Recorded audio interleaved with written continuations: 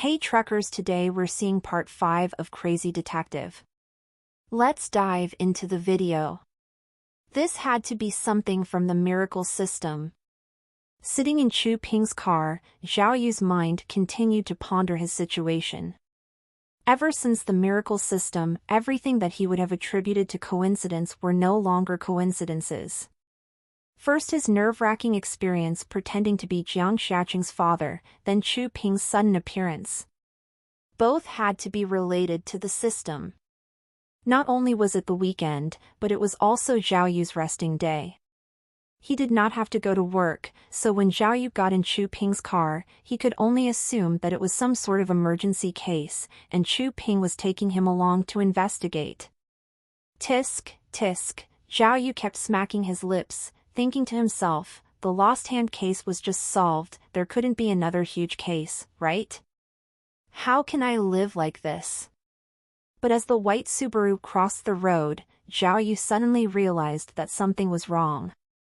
Why was Chu Ping driving her own car? Police officers drove police cars when doing an investigation, right?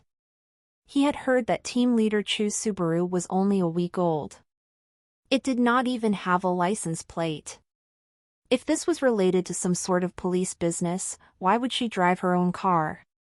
Also, if this is an investigation, why would she get me when she has so many agents on Team B? Zhao Yu thought to himself. Also, Zhao Yu looked at team leader Chu carefully, and saw that she was wearing a new police uniform, looking quite attractive. Not to mention, some light makeup, and there was even lipstick? Huh? What's with today? Are pigs flying today? Zhao Yu's eyes widened as he stared at Chu Ping, still in disbelief. Usually team leader Chu Ping did not care about her appearance, and always looked a bit rough. He had not thought that she would look that good once she had cleaned herself up. What? Something on my face? Chu Ping felt the Zhao Yu stare, and asked without turning to him. No. Zhao Yu pondered seriously, and felt it was better to focus on the main topic. He asked, where are we going, sis? Master Detective. Chu Ping shook her head, and spoke very seriously, can you please check your phone more often? I have already sent it to you over message. Oh. Zhao Yu pulled out his phone, and there really was a message. Chu Ping had sent information to him, telling him that they were going to the city council for a commendation ceremony, which asked them to report at the city council building before 10 o'clock. What? Commendation? Zhao Yu grinned, the word commendation felt so foreign to him. In his previous life, he had never even gotten a merit certificate in elementary school. Once he started living on the street, any chance of some award was even further away. Get your AVRITE ovals at no/v/e/lbn.com. I tracked your location and saw you were sitting at home, and guessed that you hadn't seen the message. Team leader Chu Ping spoke in a neutral tone, so I decided to come by, but ran into you on the street. You seemed so relaxed. Where were you going? Oh, I wanted to eat sheep pao ma. Zhao Yu spoke honestly, I didn't see the message at all. This stupid phone's awful. I'll get a new one later. No need. Chu Ping spoke, a new set of phones made for the special police force has just arrived from the higher-ups. We'll get it soon. Messages are encrypted, and even data is free. If you still can't get messages, then that's your problem. Oh. It's free? Zhao Yu complimented her, thank God for team leader Chu's information, otherwise I would have wasted money.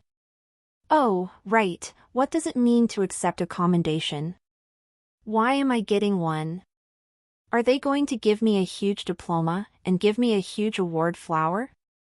When he was accepting his commendation at the Qinshan Police Security Bureau, Zhao Yu felt a little dizzy. He had never had that sort of experience in either of his lifetimes. Branch leaders, city council leaders, and even some provincial-level leaders were all present. There was a sea of people and reporters everywhere. Cameras flashed from all angles, and the bright lights never stopped. The cameras stunned Zhao Yu and made him feel dizzy. Apparently, the reason why this commendation ceremony was so grand was because it was during the anniversary of the formation of the Qingshan police station. Other than giving out awards for excellent police officers and police stations, the higher-ups had also decided to give key units and personnel in the Taser rape case and Lost Hand case commendations as well. After Rongyang District Station Leader Zhou accepted his award as the branch representative, Chu Ping and Zhao Yu stepped up together.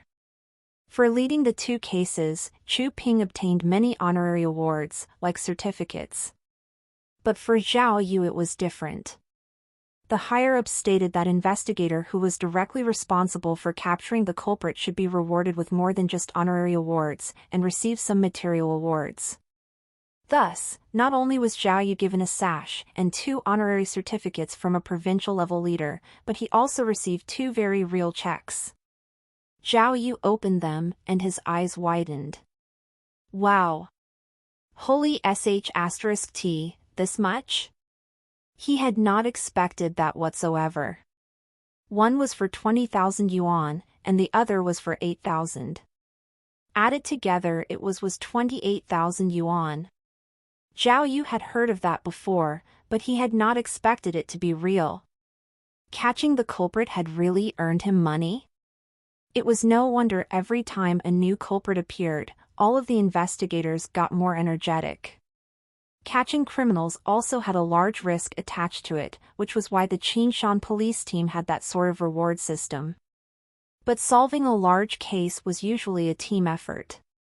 After the case, the reward money was also evenly split between the entire team.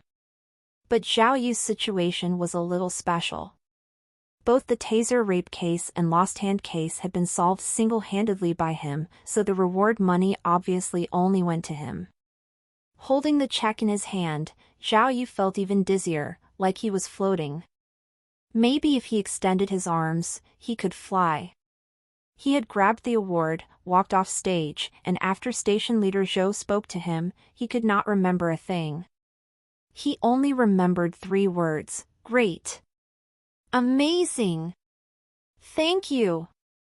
Actually, station leader Zhou had not been praising him, but scolding him quietly. How can you show up to an event like this not wearing your uniform? Your hair is messy like some kind of delinquent too. Are you trying to make us lose face? But Zhao Yu was still laughing like an idiot, and even excitedly shook the station leader's hand. Great. Amazing. Thank you. On their way back, Zhao Yu was sitting in team leader Chu Ping's Subaru. He caressed the check in his hand, and felt like he was still floating. He could not imagine that solving 2 cases back-to-back had earned him an award, and so much money as well. That kind of life was not bad at all. Especially when he had gone up to accept the reward, he had even feel a small amount of pride and satisfaction. Being a police officer was actually pretty interesting. Not only could you make money and look good, but you could also catch bad guys. It was much better than his old life. All right. If it's like this, then I'll just keep doing it. To those who have already committed a crime, and to those who are about to, you'd better be careful. Zhao Yu thought to himself. By that point, he could not help but start humming a tune. Zhao Yu, Chu Ping turned towards the proud Zhao Yu and sighed, before I had really underestimated you. Due to the warm temperature, Chu Ping took off her police uniform once she got in the car, revealing a thin red sweater which made her look very ladylike. Ever since the Taser rape case, you seem like a different person. Chu Ping spoke openly about what her instincts were telling her. As a police officer, she was highly sensitive to such matters. You weren't like this in the past. I'm really suspicious of your identity. You updates tnvel/by.com. Kiki, faced with team leader Chu's suspicion, Zhao Yu replied randomly without much thought. He pretended to be fearful and said, I've finally been figured out by you. Team leader Chu is indeed a top detective. Let me tell you the truth, I'm a person who looks exactly like Zhao Yu, but the original Zhao Yu was killed by me. His body is hidden in inside my fridge. Chu Ping could not help but frown, and felt very annoyed. Oh, how about, Zhao Yu pushed her further, I tell you another fact. I time-traveled here. I was a murderer on death row. After I was executed, I time-traveled to Zhao Yu's body. I took over his body and controlled his spirit. Wow, what do you think? Does that sound more logical? Chu Ping had already been angered by Zhao Yu's words. She held on tightly to the steering wheel and was breathing heavily. Zhao Yu, can't you be a little more serious? Chu Ping suppressed her anger. I saw your method solving the lost hand case, and I admit you do have certain potential in some areas, but you can't always do things your own way. I heard what happened yesterday. Chu Ping tried to talk like a big sister. I have no idea what you were thinking. You actually beat people up in the police station. That was really stupid. Why? They filed a complaint against me? Zhao Yu asked with disdain. If they actually complain, you'll be in big trouble. Chu Ping said angrily. Zhao Yu, listen to my advice, stop doing things your own way. As a policeman, you should be enforcing the laws. How could you use violence to curb violence? You should really control your temper. Kriak, bang! Chu Ping had been distracted by lecturing Zhao Yu when a man suddenly appeared in front of the car. Startled, Chu Ping stepped hard on the brakes, but the man still hit the bumper of the car and was violently tossed away from the car. Ah! Chu Ping's face turned white.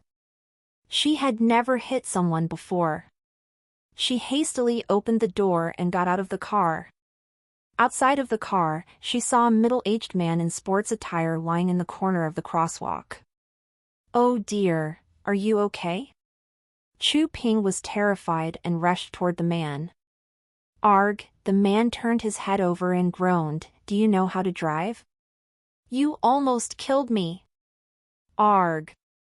Don't worry, I'll call an ambulance now. Just hang in there. Chu Ping hastily took out her phone and wanted to call 120, but the man waved his hand and said, Big sis, hold on, let me see if I can stand up. He held onto the curb of the road and stood up shakily. However, just as Chu Ping went to support him, he fell and sat on the curb. Arg, he massaged his lower back and bared his teeth at Chu Ping. Big sis, I can tell that you are a decent person. Since I have some urgent matters to attend to today, I'll just say that I was simply unlucky today. You can give me some money, and I'll go see a doctor myself. Chu Ping was a police officer, and while she had been distracted while driving, so that she was uncertain if she had really hit the man, it seemed more likely that the man was faking his injuries, and that he was likely a con artist. How can we do that? Chu Ping said, you have to go to the hospital for a checkup. Don't worry, I'm a police officer so I won't run away. If that's not possible, there's a special examination room in our unit's forensic department. We can also go there. The man was startled the moment he heard that Chu Ping was a police officer. However, after thinking for a bit, he said without any fear, Big sis, take a look if you don't believe me. The man lifted up his shirt and his lower back really was red and swollen. Chu Ping had no idea what to do. Since her car was new, it did not have a dashboard camera. Also, it really did seem that she had hit him. I don't care whether you are a police or not, the man said with a sullen face, it's a fact that you hit me. A police officer, just like anyone else, has to take responsibility after hitting someone, right? I'm doing this for your own good. You can pay me some money and I'll go to a doctor myself. Or you can call for an ambulance and drag me to the hospital. But let me warn you first, your car does not have a license plate yet, so your insurance is invalid. If I go to the hospital, you should know how much it will cost you. Chu Ping looked up at the surrounding area. It was Qinshan City's new district and the road infrastructure was still incomplete. Although there was a surveillance camera installed at the junction, there was no guarantee that it was already in use. Also, the man had indeed landed on her car, so even with the surveillance footage, she may not be able to prove that he was trying to scam her. However, Chu Ping was no fool. The man sounded professional, and it was obvious he was trying to scam her, but Chu Ping had no way out. "Big sis, I only need 2,000 yuan, and you won't have to take any responsibility." The man's face was not in any pain, but looked somber. "If we go to the hospital, the MRI alone will be an exorbitant amount of money. What if I also have hypertension and heart disease?" Well, Chu Ping clenched her fist in anger. Although she knew that he was a detestable experienced scammer, she felt helpless. At that moment, Zhao Yu, who was in the passenger seat, was very relaxed. He had helped Chu Ping turn off the car engine before switching on the radio. He continued lying in the seat and watched the show happening in front of him with interest. Zhao Yu was well aware of that kind of trade. From the moment the man had been hit, he already knew that they had met a scammer. New car, no license plate, no dashboard camera, no surveillance camera around, and a wide road. It was the perfect place for a scammer to strike. Also, it was around noon. What was a person in sports attire doing in the wilderness? Going jogging in the graveyard? Zhao Yu had thought that Chu Ping, being a team leader of the key case investigation unit, would be able to settle scammers like the man. However, Chu Ping had been forced to comply with the scammer, and even reached for her wallet to make money out. Zhao Yu sighed and thought to himself, "My dear team leader Chu, I can't heed your advice anymore. Today I'm gonna show you how to use violence to curb violence." Even though Zhao Yu was very familiar with what the con artist was trying to do, compensation scamming, he had never done it himself. In the eyes of people from the streets, compensation scamming was considered low-level extortion and was looked down upon. Even some minor delinquents did not care for it. Usually those who did compensation scamming had a group of people, but nobody who really had their back. They tended to jump between places and take whatever they could get, but did not dare stay in an area for too long. Those people were clearly skillful, however. Using Chu Ping as an example, the scammer had made it seem very realistic that he had been hit.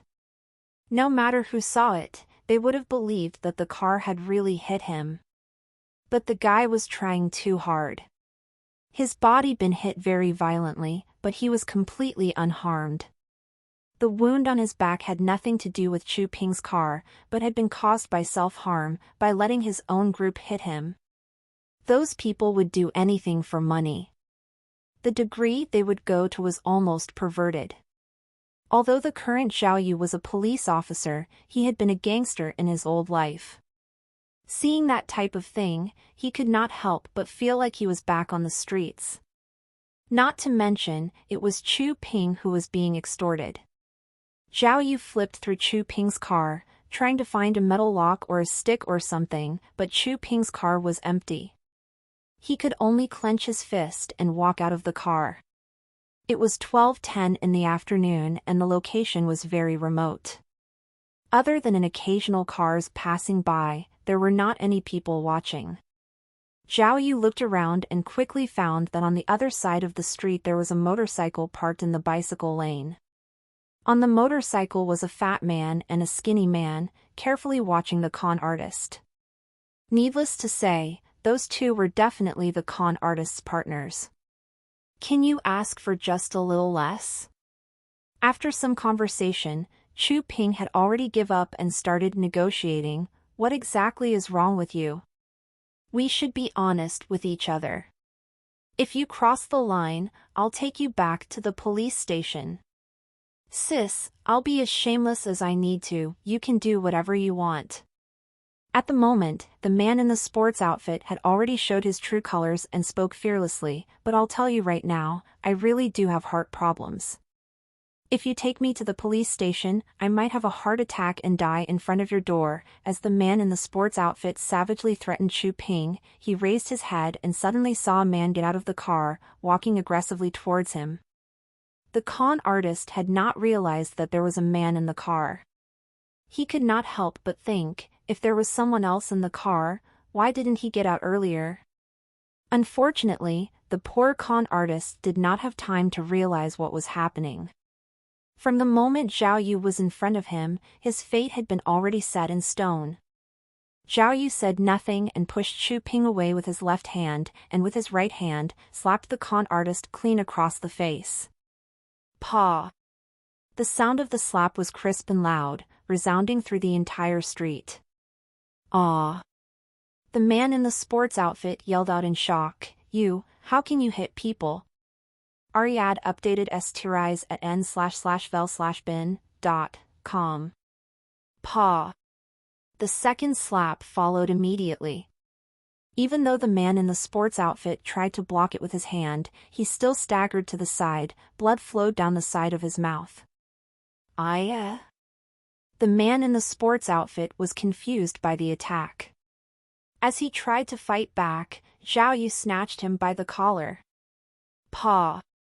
The third slap was even more solid, sending the man in the sports outfit down on the ground. 4 or 5 teeth came out of his mouth. Zhao Yu?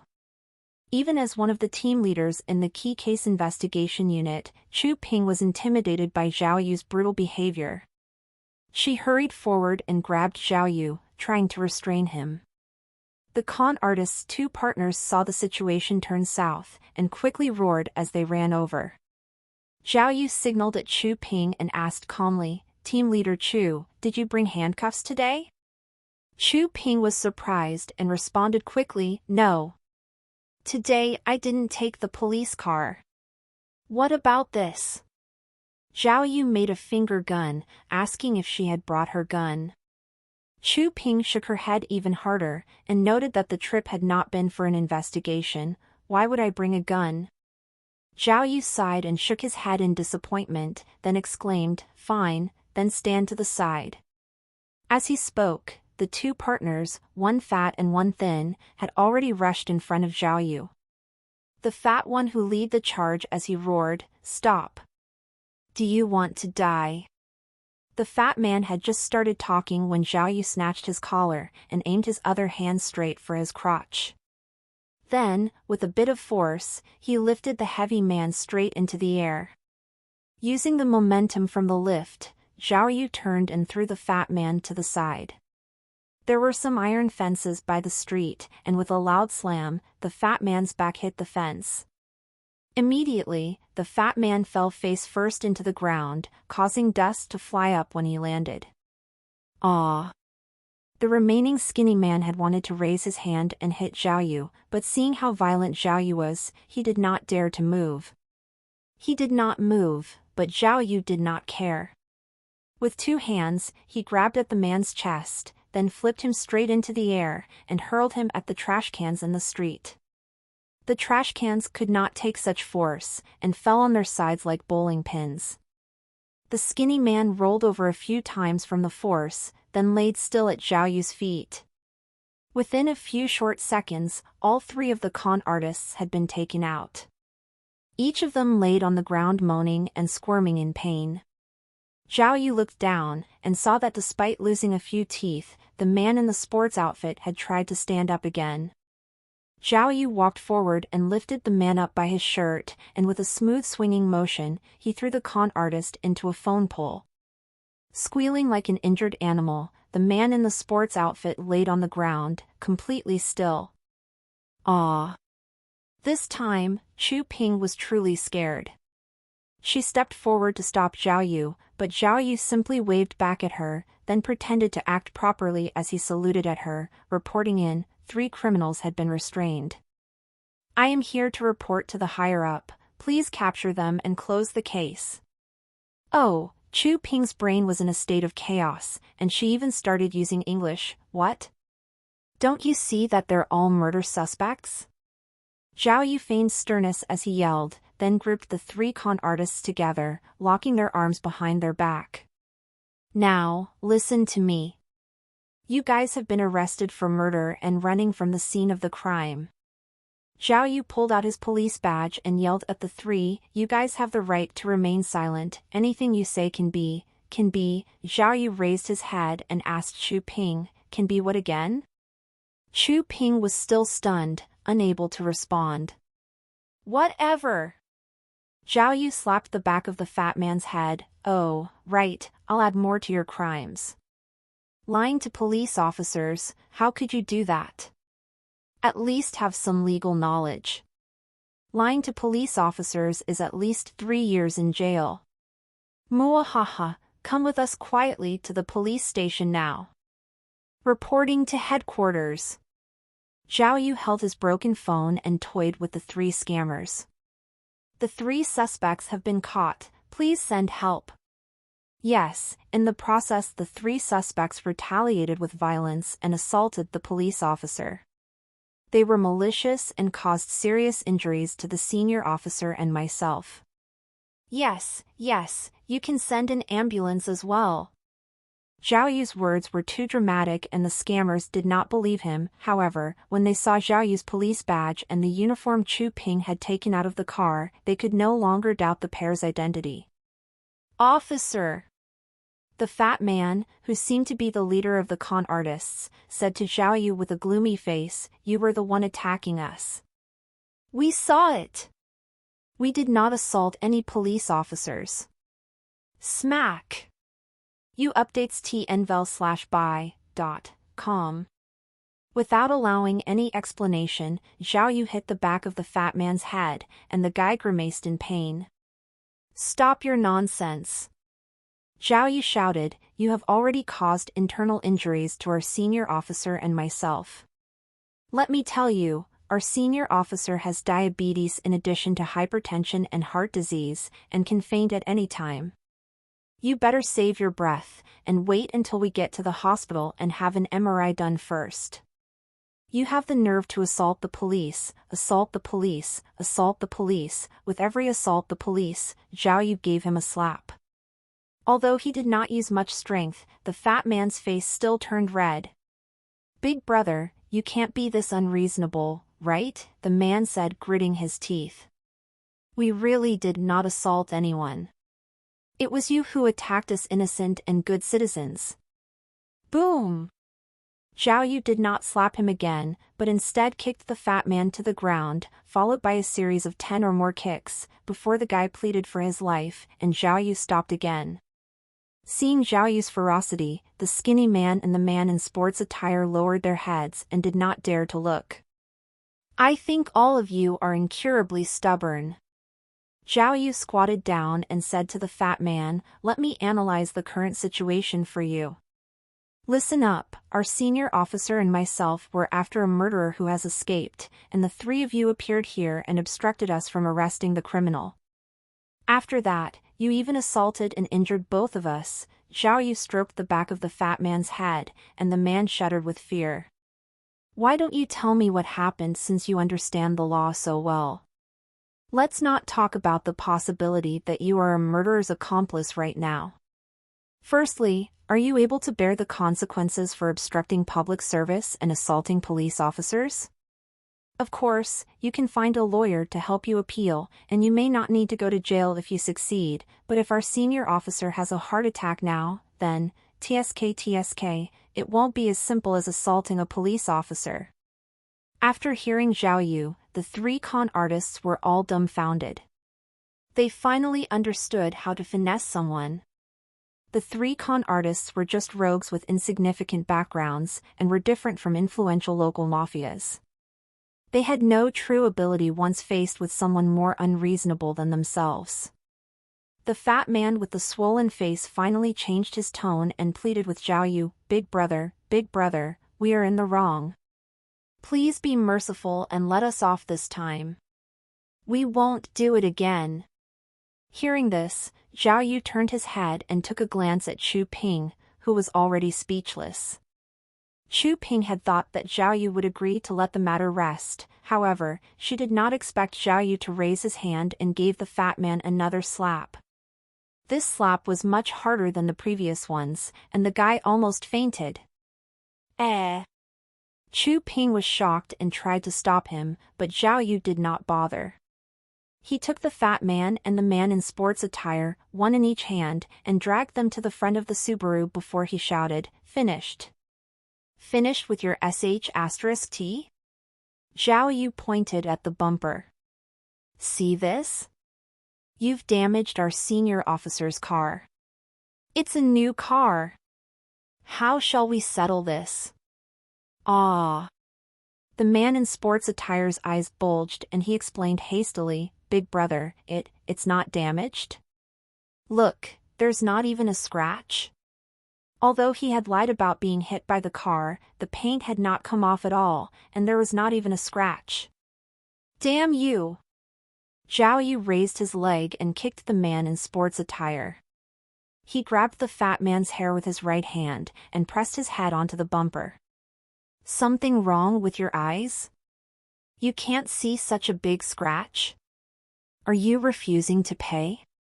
No, the fat man trembled and cried out, big brother, I'll pay. Zhao Yu finally let go of his head. As for Chu Ping, she was already at a loss for words. She still had not figured out how Zhao Yu had managed to scam the scammers. The wheels turned and the white Subaru was on the highway once again. Zhao Yu handed Chu Ping 2,000 yuan from the con artists. Give a man a taste of his own medicine. 2,000 yuan was exactly the amount that the con artists had asked for. Not only had the scammers not gotten any money, but they had lost 2,000 yuan instead. However, Chu Ping would never take that kind of money. She shook her head furiously and refused to take it. All right. Zhao Yu had known that she would never take the money, so he put it into his pocket. Since you don't want it, let's have drinks together someday. Ask your mister along. Chu Ping nodded her head initially, but shook her head shortly after, unable to speak a word. Her mind was spinning. On one hand, she was adamant to stop Zhao Yu's atrocious behavior, but on the other hand she had no choice but to acknowledge, in silence, the result of Zhao Yu's using violence to curb violence. Team leader Zhao Yu seemed to guess what was on Chu Ping's mind and said to her, "To be honest, tit for tat is fair play. Actually, there is always a reason behind violence. Don't worry. I know how far to go and when to stop." After arriving at Shunfeng Street, Zhao Yu went to the bank and deposited the check into his bank account. With the money he had gotten from Xiao Jiaying and the money he had gotten from the con artists, Zhao Yu's total assets had exceeded 100,000. He had not expected himself to gain so much wealth over a few days. Other than attributing it to good luck, Zhao Yu could not help but think of the miracle system. Could those monetary gains be linked to the miracle system? When he was looking at the records in his notebook, he made a surprising discovery. After Zhao Yu finished dinner, he sat on the balcony, drinking beer as he thought to himself. The moon was bright that night. Through the slots of the railing on the balcony, he could see the fruit stand of Dafeng Ge Fruit Company downstairs. At the moment, the fruit stand was still lit, and Jiang Dafeng was playing Chinese chess with an elderly man wearing black-rimmed glasses. The two were chatting idly as they played. On the far side of the street came a few occasional dog barks. If one listened carefully, they could even hear the dance music from the plaza in front of the supermarket. Zhao Yu leaned back and gulped down some beer, feeling rather relaxed. Ever since he had become a member of the Key Case Investigation Unit, Zhao Yu had not had a single day of rest. Other than spending all of his energy on the Lost Hand case, he also had to deal with the various adventures the miracle system threw at him. His busy life was like a continuously spinning wheel, giving him no rest. He had finally gotten to rest that day. Lazily slumped in the armchair, Zhao Yu once again started to ponder about the miracle system. Using the information from his notebook, he gained new understanding about the miracle system. He realized that on the day Shan Jiaoying had given him 1,000 yuan, the hexagram the system gave him was Duijin, Marsh and Thunder, hexagram. While today, before getting his prize money, the system gave him Sun Dui, Wind and Marsh, hexagram. Both hexagrams had the word Dui, Marsh, in it. Also, he vaguely remembered that the day when he discovered Jiang Shaoqing's account theft, and had proceeded to extort 5,000 yuan from her, the system's hexagram also had DUI in it. Zhao Yu felt that the word DUI had something to do with money. To confirm his theory, he looked it up online. According to Bagua terminology, DUI represented a marsh. Marshes existed in many places with wind and water, and was indeed a sign of wealth. Could it be that when the system shows the DUI hexagram, I will get money? If so, then won't I end up super rich if I keep going like this? Zhao Yu thought. But, if I do not deal with it properly, could there also be a risk of losing money? Maybe because of his habits from the lost hand case, Zhao Yu wrote down everything from his thoughts and ideas to questions in his little notebook. He felt that if he could analyze the hexagram as carefully as when he was investigating a case, then maybe he could understand the hexagram explanations before long. Hey, Jiang, not bad. The elderly man on the first floor playing Chinese chess suddenly started yelling. Why do you keep checking me? Don't you have any better ideas? What, Elder Ho? He, Jiang Dafeng grinned as he spoke. You're much better than me. If I don't keep checking you, then I'm done for. Get out of here. Heh, but you do have the right idea. Once Elder Ho finished his bantering, he sighed as he shook his head. I heard from my wife that you won a lottery at the hospital again? Ha. It was all just luck. Ha ha ha. Jiang Dafeng was still carefully pondering his next step in the game and spoke casually, maybe God was looking out for our poor family? I've lived a long life, but I've never heard of a hospital that did lottery. Elder Ho was very serious. Dafeng, just be more careful. Don't meet some kind of scammer again. I heard that you've already won the lottery 3 times. Could it really be all a coincidence? The conversation drew Zhao Yu's attention. He quickly stopped his pondering and focused his attention on the conversation instead. Hey! What are you saying? Jiang Dafeng slapped at his chest. I've been a businessman for years, how could I not know if I was being scammed? It's a famous hospital.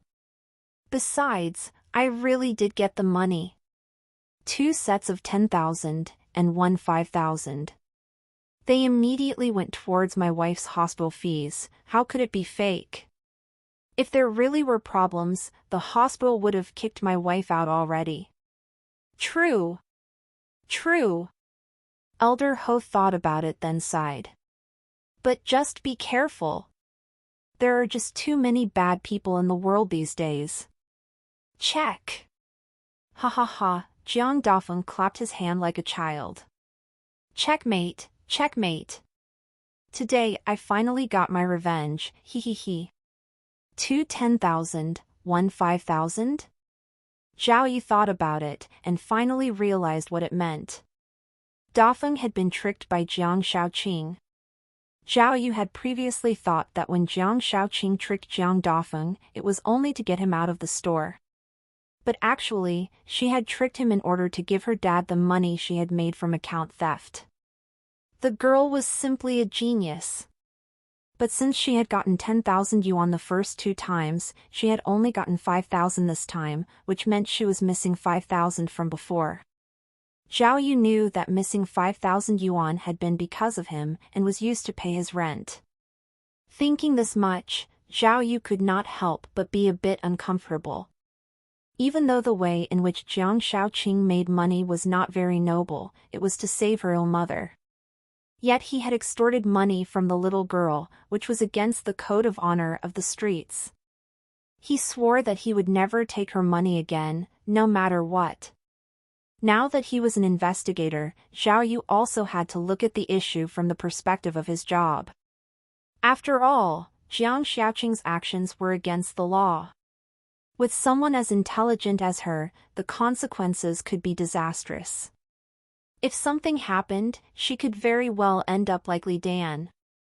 But it was okay because after an entire afternoon of pondering and consideration, Zhao Yu had finally come up with a solution to this problem. He only had to talk to the girl. Coincidentally, Jiang Xiaoqing's voice came from downstairs. "Dad, I'm done with my homework. Gonna get some fresh air now." Go ahead." Jiang Dafeng had always adored his obedient and smart only child, and usually let her do as she wished. "Just be careful, all your aunties are dancing at the plaza." "Oh," Jiang Xiaoqing replied lazily, and was on her way out of the store when Zhao Yu called from upstairs balcony, "Hey, kiddo, cut me some watermelon. I want the red ones." Zhao Yu's voice attracted the attention of everyone. Zhao Yu waved furiously at Jiang Xiaoqing as he winked at her over and over, trying to convey his actual meaning. "Hey, stupid policeman!" Jiang Dafeng hated Zhao Yu to the bone, and raised his head as he yelled back, "Who do you think you are? You want us to cut watermelon then deliver it to your room? Xiaoqing, go play, don't mind him." F***CKU. Zhao Yu cursed. "Fatty, it's not like I'm not paying you. If you don't get it, I'll just come down and crash your stand." "Huh? Who do you think you are?" "I won't." Jiang Dafeng stood up angrily. "Hey! Dad. Jiang Xiaoqing quickly realized Zhao Yu wanted to talk to her, and quickly tried to calm Jiang Dafeng. "It's just a piece of watermelon. No need to get angry, you guys keep playing. Elder Ho, keep playing." I'll go.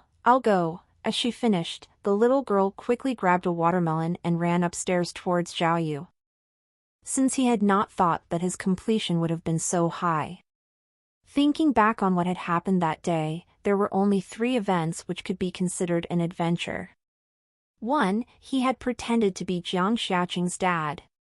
2. He had received a prize at the police station. And 3. Scamming the scammers. Oh, Zhao Yu realized that if his conversation with Jiang Xiaoqing was also considered an adventure, then it would make a total of 4. Had he really performed that well? Tisk, Zhao Yu started to think that there must have been some methodology behind it. He felt that other than the incident with the con artists, which had been a little extreme, he had basically done good deeds throughout the whole day. Could it be that the completion rate was high when he did good deeds? Holy sh**t. Zhao Yu touched his chin and thought to himself, "Don't tell me that the system is forcing me to be a good person."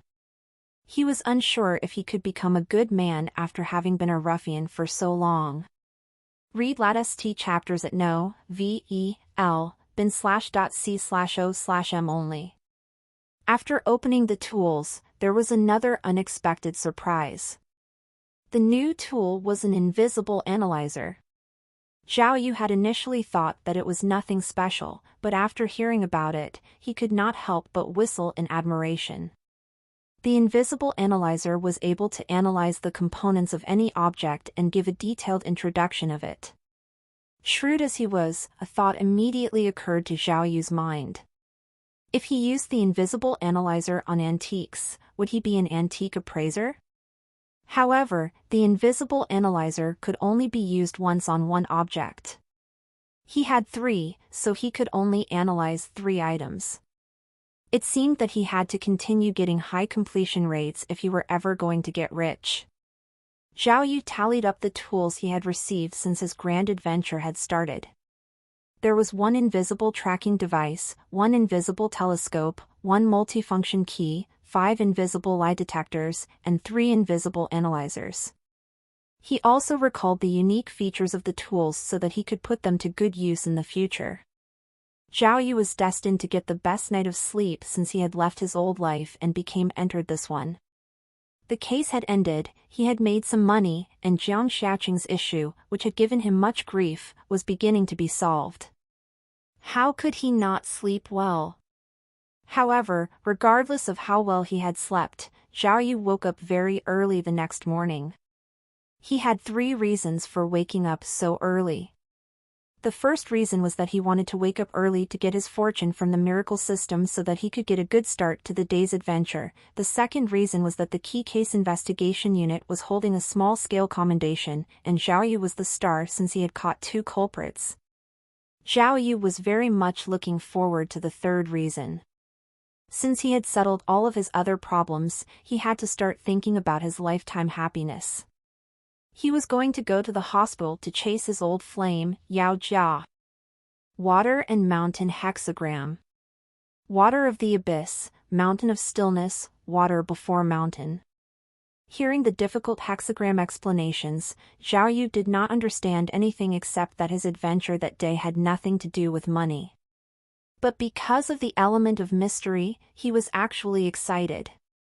Not knowing what to expect gave him a much higher expectation of what was to come.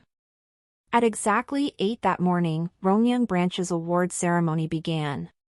It was mostly to inspire other officers, so obviously it was not nearly as grand as the city office ceremony, and only the branch office personnel were supposed to attend. However, Bureau Chief Zhou Inong, Vice Bureau Chief Luan Xiaoxiao, who oversaw the Key Case Investigation Unit, leaders from various departments, and all the investigators from the Key Case Investigation Unit were attending this ceremony.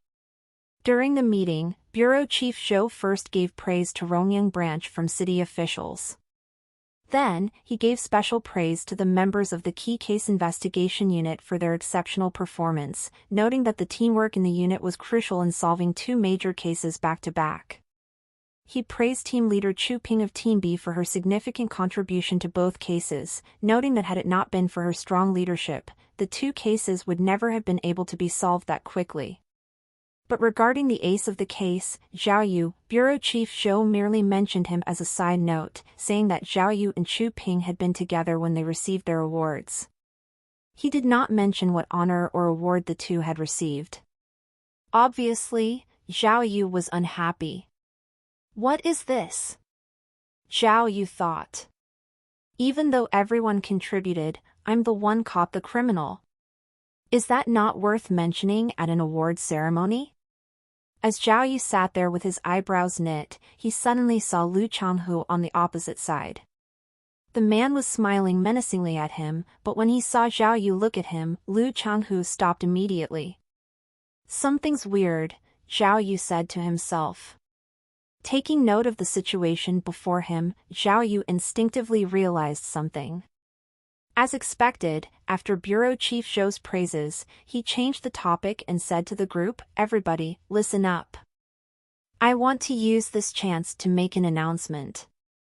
I'd like to mention some changes in the personnel. Captain Jin Jinbong has been in some discomfort lately, thus, the higher-ups have decided that Mr. Lu Changhu should take over as the Key Case Investigation Unit's captain for now. Because Mr. Mao Wei is still recovering from his injuries, his job will temporarily be taken over by Mrs. Ping Xin. Due to team leader Chu Ping's excellent performance, in addition to continuing as Team B team leader, she will also take over as the vice captain." Hearing the 3 changes, the investigators could not help but make a small commotion. The reason was mostly because everyone felt that Captain Jin's resignation was all too sudden. Discomfort? The elderly man was very healthy, how could he be in discomfort? Also, discomfort was not really a warrant for resignation, right? Comrades! Seeing the discussions going on, Bureau Chief Zhou quickly silenced the group with a hand gesture. As I've already said before, these changes are all temporary, they're unofficial. Captain Jin is only taking a temporary leave. If he can recover quickly, he may be back on the job soon. Get your avrite ovals at no/v/e/lbn.com. Right, right. Vice Bureau Chief Luo Xiaoxiao was an experienced leader. She quickly took off from where the bureau chiefs had stopped. Everyone can probably see that Chang Hu, Peng Xin, and Chu Ping can all be called the aces of our team in terms of experience and ability. I believe that these three will do well in their new role. Hopefully everyone can still cooperate well and win our branch office even more honor. As she finished, she started to clap and lead everyone else into it as well. Afterwards, as the temporary captain, Lu Changhu took his own job oath and obviously said frivolous things like that he would work hard, be loyal to the job, etc. What was originally an award ceremony had ended up like some sort of oath ceremony instead. It was very boring for Zhao Yu. Whether it was being ignored by the bureau chief or the change in personnel, Zhao Yu did not care. Zhao Yu thought to himself, "You guys do what you want, I've already gotten the award money. Praise or not, encouragement or not, I'll just still crack my own cases, catch myself some culprits, and earn myself some more money." As soon as the leaders left the area, the Key Case Investigation Unit investigators exploded in a series of commotion. People were already asking each other, what happened to Captain Jean? Did he get sick? Is that why we haven't seen him in a few days? But even with everyone asking, no one truly had an answer. No one knew what had happened to Captain Jean Jinbong. People of Team B all surrounded Chu Ping and pushed her to treat everyone for dinner as they congratulated her promotion to vice captain. The people of Team A surrounded Peng Xian instead and demanded to know how much she had bribed the officials. Peng Xian looked confused and explained repeatedly that she had not known anything. She had not given anybody any gifts, or even said hello to anyone. Among the many investigators, there were also many who were worried about Zhao Yu. Zhang Jingfeng was one of them. He patted Zhao Yu on the shoulder and asked in a small voice, "Bro, your sworn enemy is the captain now, you have to be careful. That guy is very vengeful. The day I saw him at the finance department when he went to pay your 1,800 yuan, he looked so scary, like he was going to kill someone." Yeah.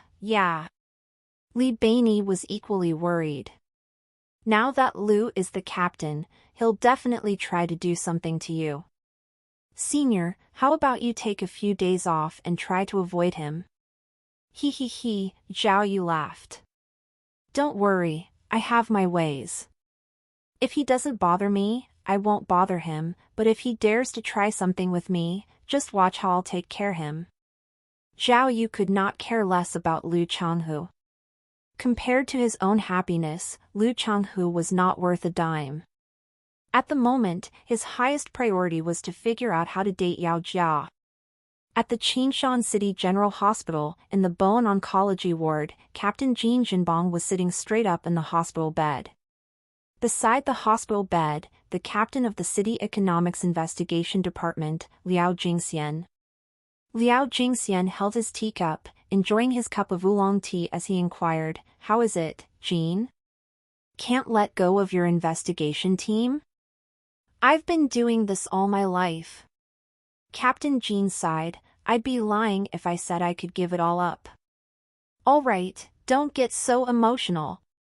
You should let it go, and let the youngsters figure it out." Captain Liao tried to comfort him. "Don't be stubborn, I've always wanted to ask you, who do you think should be your successor? Is it Lu Changhu or Chu Ping? Or maybe Mao Wei?" Hearing the question, Jean Jinbong's expression turned exceptionally stern. He lowered his head and contemplated for a long time before he seriously said, "I say, there is only one person who's appropriate, and that is Zhao Yu." "Are you sure?" "Jean, you don't tell jokes." Captain Liao was shocked. "I've heard of Zhao Yu, and I also met him at yesterday's commendation. Although he nabbed 2 criminals and got a reward, I've heard that his character is not good, and even the people at the city bureau are talking about this gangster detective now." "You actually think so highly of him?" Liao, Captain Jean looked very serious. Although there's some problem with the kid's conduct, he has the drive and fortitude that no one else has. I seem to see our younger selves in him. Do you remember what they used to call us at the local police station? Follow the latest novels n/velbin.com. Beast! Ha ha ha, you nostalgic old man. Captain Liao laughed. That's right, police like us had to act like beasts in order to intimidate the criminals. We had to be more ferocious than them. But times are different now. Criminals these days are no longer all brawn and no brains. Catching criminals does not only depend on having courage. I would think an agent like Chu Ping would be more reliable. Chu Ping and those guys have the ability but lack boldness and determination. You shall see. Captain Jean was firm with his opinion. Zhao Yu will surprise both of us. I beg to differ. Captain Liao smiled, but you know Lu Chenghu's character and background better than me. I think Zhao Yu will be forced away by him before you are discharged. A real man knows when to take a piece of humble pie and when to hold his head high. Captain Jean spoke with dignity. Suffering a little grievance will aid in better development. I'm just afraid that your chosen successor will refuse to eat any humble pie. Captain Liao said, if he acts rashly and does outrageous things, there won't be any chance to. That's true.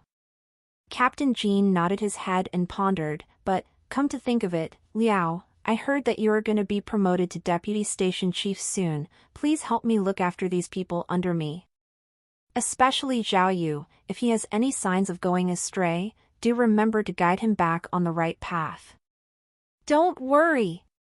Captain Liao agreed, although you always act all high and mighty in front of your agents, I know you are worried about them. As for that Zhao Yu, I can't guarantee anything, but I'll do my best. But I really want to see what kind of surprises he will give me in future. Achoo! Achoo! Achoo! Zhao Yu sneezed consecutively 3 times and could not help but think, is someone thinking of me or do I really have a cold? Dismissing that thought, he raised his phone up high and aimed the camera at a man whose face had been badly beaten up. Stand still, look at the camera, open your eyes. The man's eyes had been beaten up and swollen by Zhao Yu. How was he still able to open them? He leaned against the wall in fear and begged softly, Big brother, we are wrong. We are really wrong. Please let us go. The man was the blonde guy who had extorted money from Zhao Yu at the police station. Beside the blonde were his 4 accomplices who had also been cruelly bashed to the ground by Zhao Yu and were groaning in pain. They were in a deserted corner in Yushi Alley and the blonde guy had a signboard in front of him with the words, "Stop here for ecstasy" on it. A bag of jelly beans was taped below the signboard. Click! Click!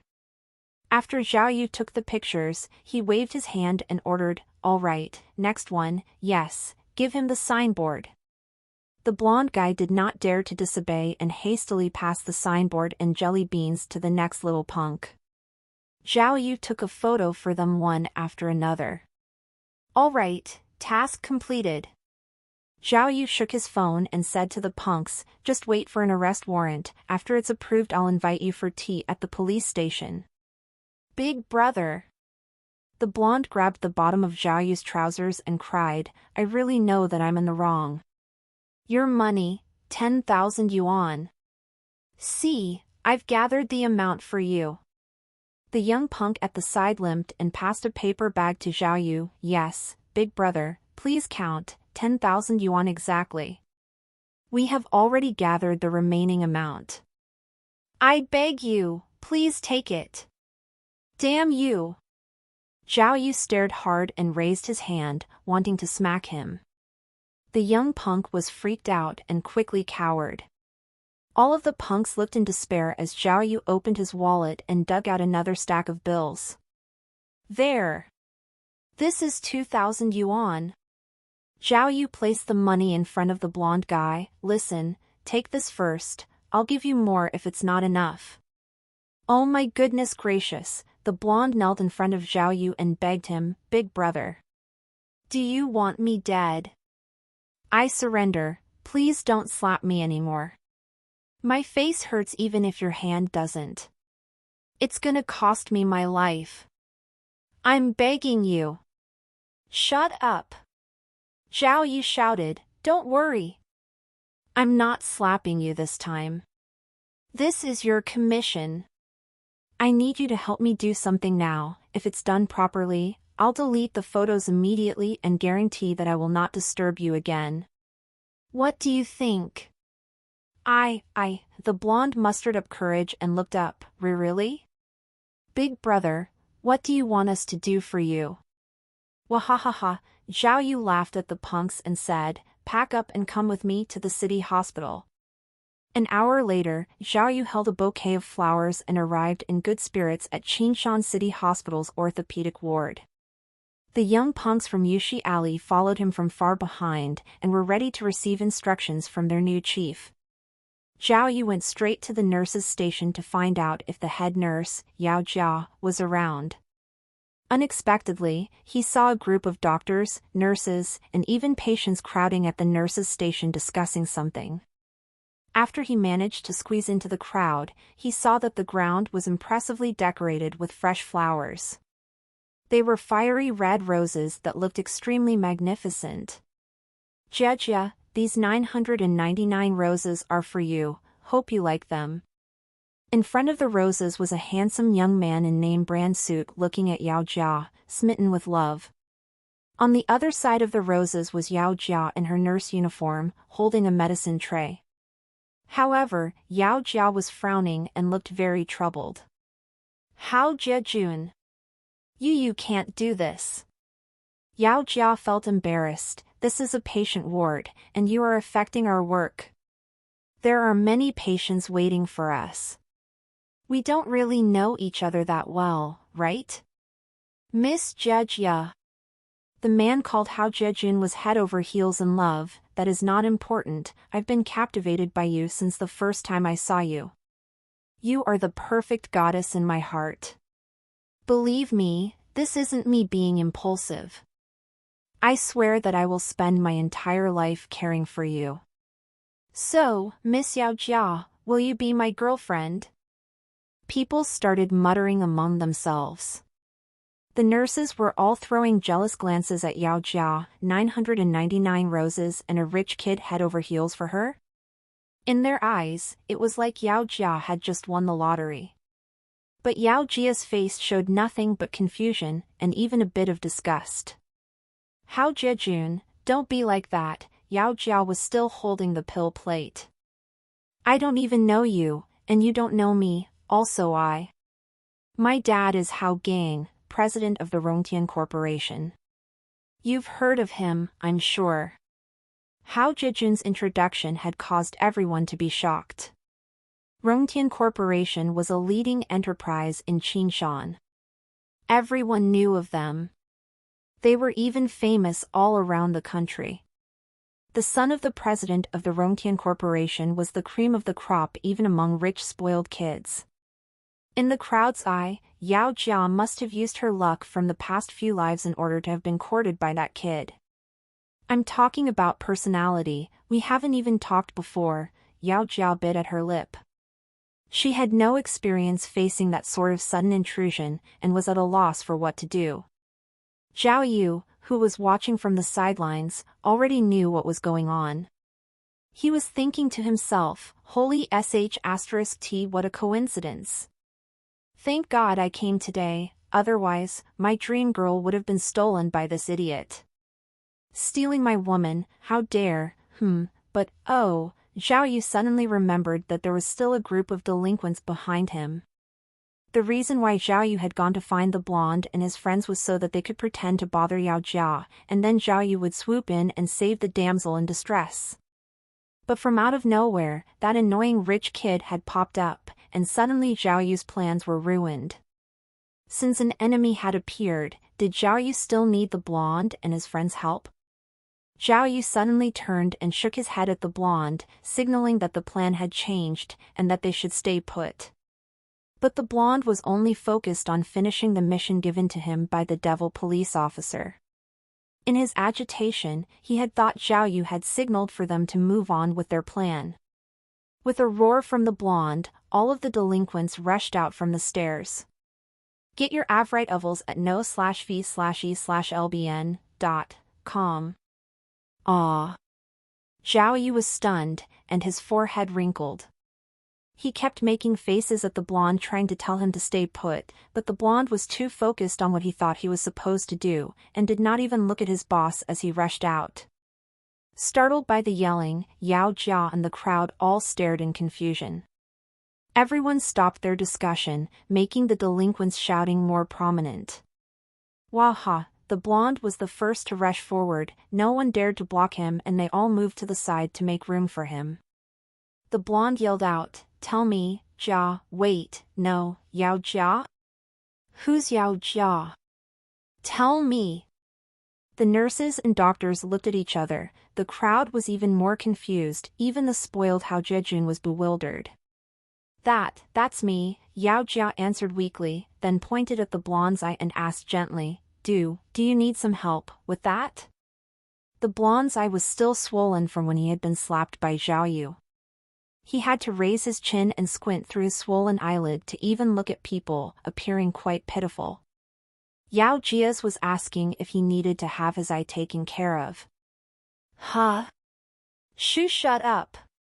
The blonde recited his own lines to himself, then slapped his thigh and yelled, "You, that day, did you lose a bag? And then there was a camel, someone rode the camel and took your bag back?" Yeah, Yao Jia took a second before nodding, a bit confused. "Did you know? Because of your bag, how much we've suffered." The blonde shouted, "We were all people who owned small stands in Yushi Alley, and all of our goods were destroyed by that camel." Oh, Yao Jia's eyes widened and she spoke in shock. "Did your eye get kicked by the camel? Why didn't you say so earlier? Come here, come. I'll help you put some medicine on it." Huh? The blonde had not expected Yao Jia's strange reaction, and looked almost a little intimidated. Zhao Yu started slapping himself in frustration. The entire situation was nothing but awkward for him. "No!" The blonde finally reacted and yelled, We're here to make you pay for our losses. Our losses were caused by your bag, so you should pay for our losses." Yeah. Exactly. Pay for us. The delinquents continued in unison according to their lines, but also sounds a bit defeated. They knew in their heart that they were only acting, and that Zhao Yu would soon rush over and beat them all up. Pay? Pay for what? Yao Jia was even more confused. She had not even finished taking care of the spoiled rich kid, and now suddenly there were people trying to extort money from her. What was going on? "I thought it was something big." Here, unexpectedly, the rich kid, Hao Jejun, spoke up. Without any hesitation, he took out his leather bag, then pulled out a few stacks of fresh bills. 1, 2, 3, 4, 5, he counted and pulled out the bills.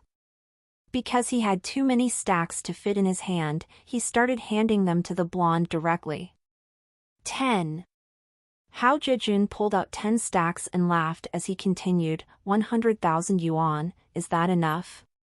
My God, the blonde held the 10 stacks of bills in his hand as he stood there in a state of shock. Within that moment, his worldview, moral view, and outlook on life were all completely shattered. The delinquents beside him was even more thunderstruck, each of them could only stare, unable to speak. Oh my God, Zhao Yu was pulling at his hair in the crowd as he cursed at the idiot blonde and his friends. The damsel in distress situation had been destroyed. Not only had he not rescued the damsel, but they practically handed her to the rich kid.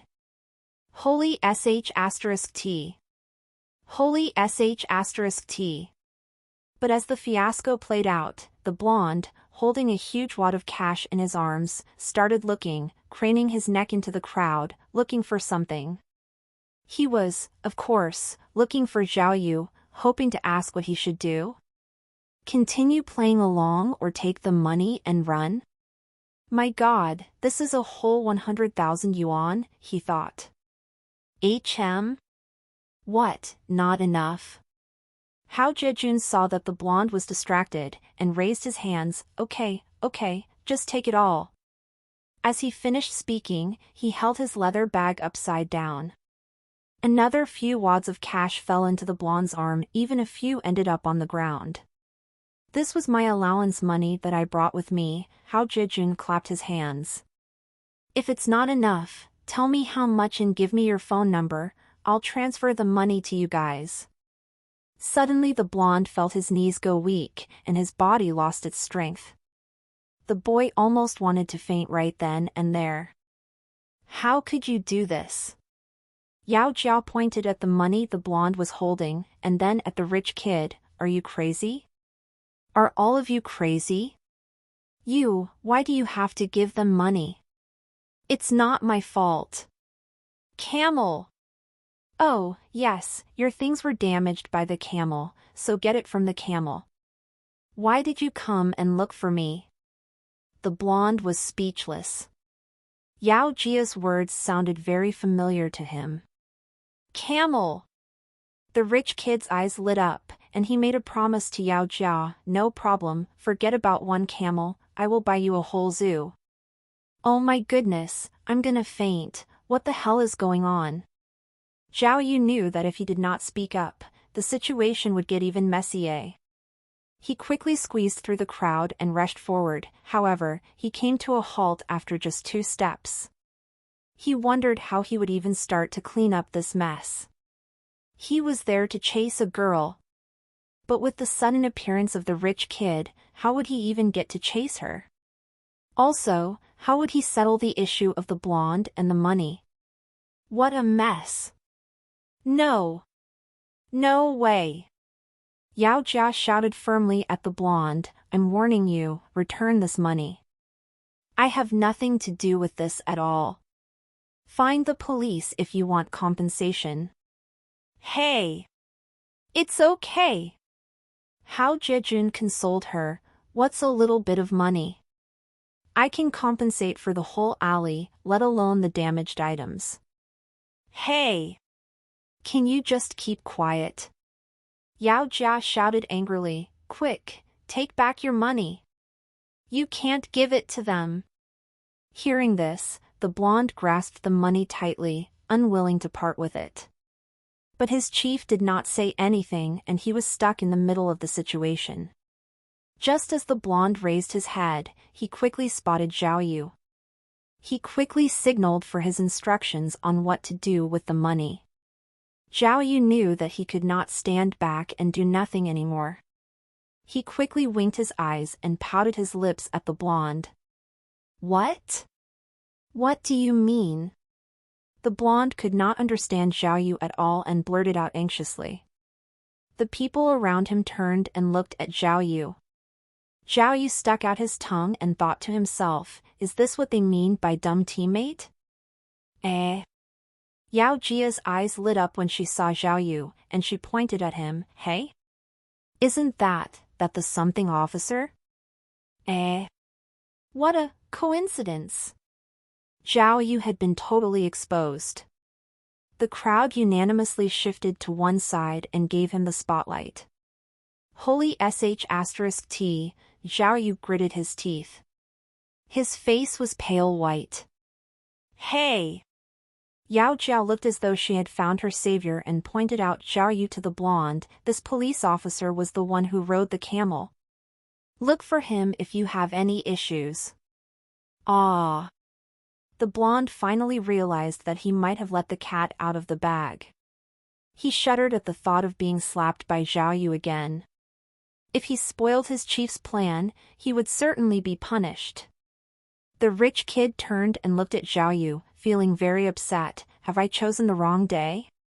Where did all these people come from? Zhao Yu looked at Yao Jia, turned and looked at the rich man, and then at the blonde. After a long string of he finally said something useful. Hello everyone. I'm here to visit the doctor. The blonde dropped a few stacks of the bills onto the floor, and the other punks quickly knelt to pick them up. Yao Jia stared wide-eyed and did not know how to continue. Well, Zhao Yu scratched his head, still holding onto the bouquet of flowers. This bouquet was obviously nothing compared to the 999 roses on the floor. Miss Yao Jia, hello! Actually, while Zhao Yu was stammering, his brain was thinking hard. Finally, his eyes landed on Hao Jiejun, and he thought of a childish idea. But given the situation, Zhao Yu did not care if it was childish, anything was better than being exposed. With this thought, he rushed toward the blonde and hit him on the head with the bouquet. As the petals scattered, Zhao Yu shouted, "Huh! You little ruffians! Still want to trick me? You think that I can't tell that you're all in this together? What?" The blonde was stunned and stared innocently at Zhao Yu through his swollen eyes. "What do you mean?" "What do I mean? Do you want to get beat up?" Zhao Yu hit him again with the flowers and whispered in his ear, "Take the money and run. Visit v3lb/n.cm for new OVL. Huh. Don't think I can't tell." Zhao Yu turned and pointed at the rich kid. "All of you are in this together to cheat Miss Yao Jia." "Rich kid? Cut the act." "Ah. What?" Yao Jia was shocked. "Hey, who are you? What are you talking about?" Hao Jiejun was puzzled. "Who am I?" Zhao Yu took out his police badge and shouted, "I am a police officer." The blonde finally reacted after hearing Zhao Yu shout, and signaled at the other punks before running off with the money. "Don't run, stop." Zhao Yu pretended to give chase until the punks disappeared. "Ah. What?" Hao Jiejun was truly puzzled and knitted his brows. "Didn't they ask you for compensation?" "Waha," Zhao Yu laughed out loud, "you still want to continue acting? Do you think we're all fools? Those punks were hired by you to put on a show. Who are you trying to kid?" Zhao Yu turned to Yao Jia. "Miss Yao Jia, please do not be fooled. Those punks will return the money to him after this, so naturally he doesn't need to go after them." Oh, Yao Jia realized what was going on and looked at Hao Jiejun with an entirely different expression.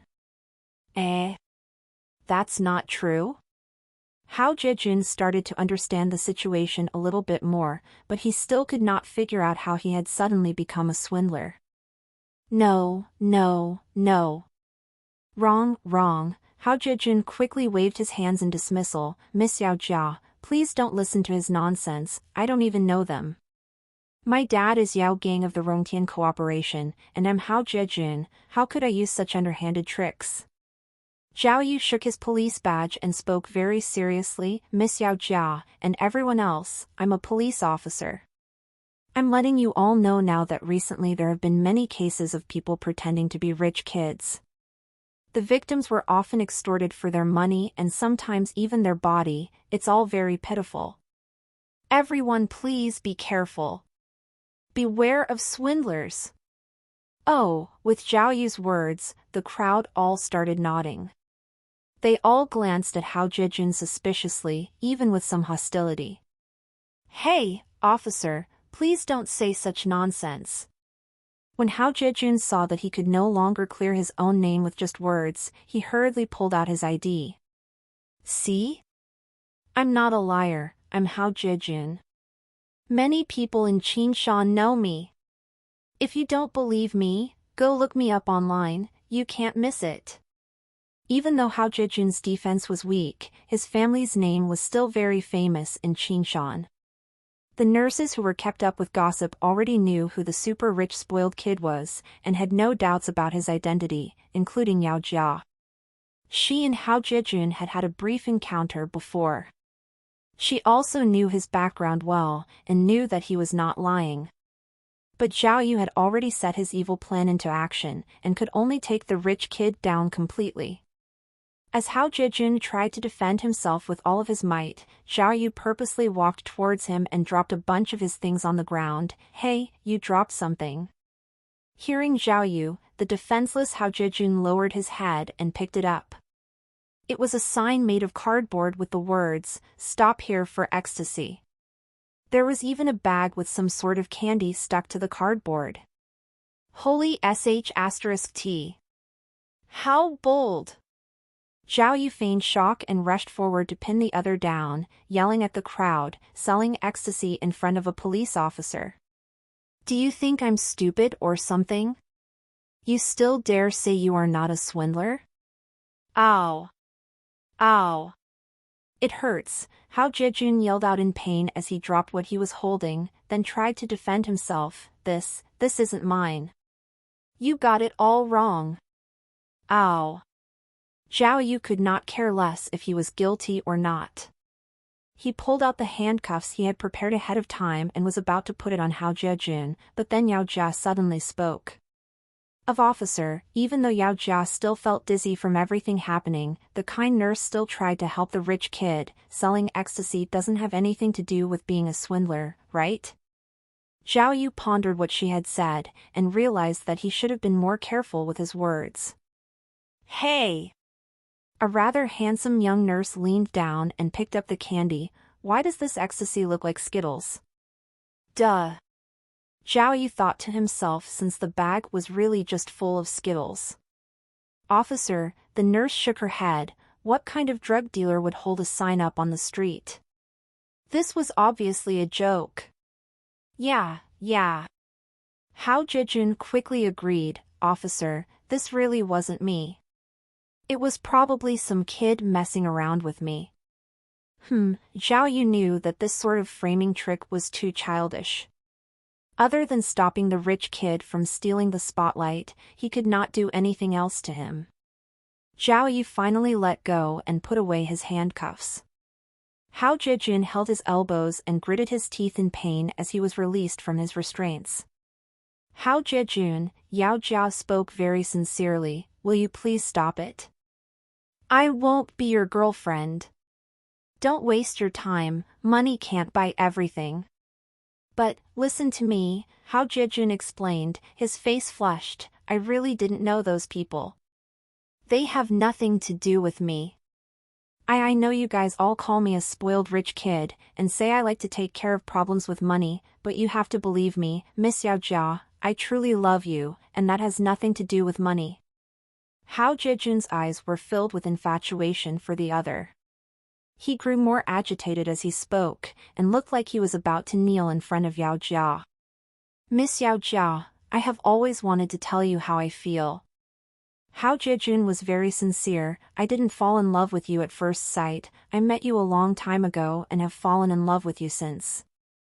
Many years ago, at Wu Qixin village, I went there to play golf, and my car was parked in front of the orphanage. At that time, I saw you giving shots to the children there. You were so beautiful, and so neat, but you weren't disgusted with the dirty children at all, still taking care of them and giving them shots, and comforting them at the same time. You were like an angel clad in white. Within that moment, my heart was yours. After that, you already know, we ate at a restaurant together. Actually, I had planned that. At the party many girls tried to flirt and talk with me, but you were different, you were honest and withheld nothing, which surprised me very much. I heard that you were respectful of elderly, kind, and didn't care for material wealth. Not to mention that you often helped people in need. Someone so beautiful both inside and out is too rare in the world. That's why I came here so unexpectedly." Hao Jejun patted his chest. "Miss Yao Jia, you can ask around. I, Hao Jejun, definitely am not some playboy who only knows how to spend money. Most of my energy and focus is on my business, half of Rongtian Corporation is run by me. If you're willing to be my girlfriend, I promise to love you with all my heart, treasure you, and spoil you. I'll let you live the most luxurious life, and the happiest life. Miss Yao Jia, please answer me." As he spoke, Hao Jejun actually knelt down. Yao Jia was shocked by this, and nearly jumped on Zhao Yu. No, no, no. Please don't.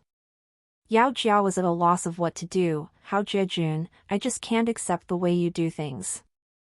We're not compatible at all. Here, I'll be honest, I already have a boyfriend. What? Zhao Yu and Hao Jejun were both stunned. Especially Zhao Yu, his eyes bulged as if he had just been hit on the back of the head. Impossible.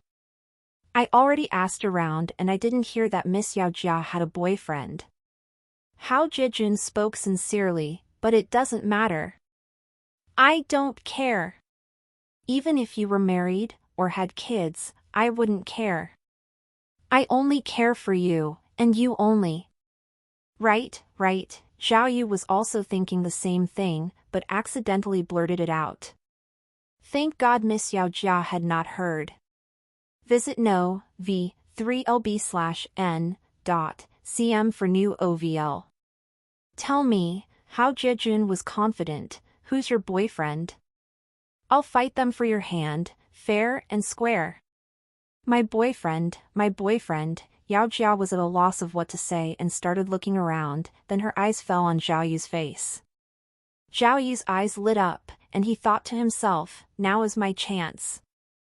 Is this an arrangement from the miracle system? Zhao Yu shamelessly stepped to Yao Jia's side, and then equally shamelessly pointed at the rich kid, ecstasy dealer. Can't you tell? Do you still want to compete with me? Are you crazy?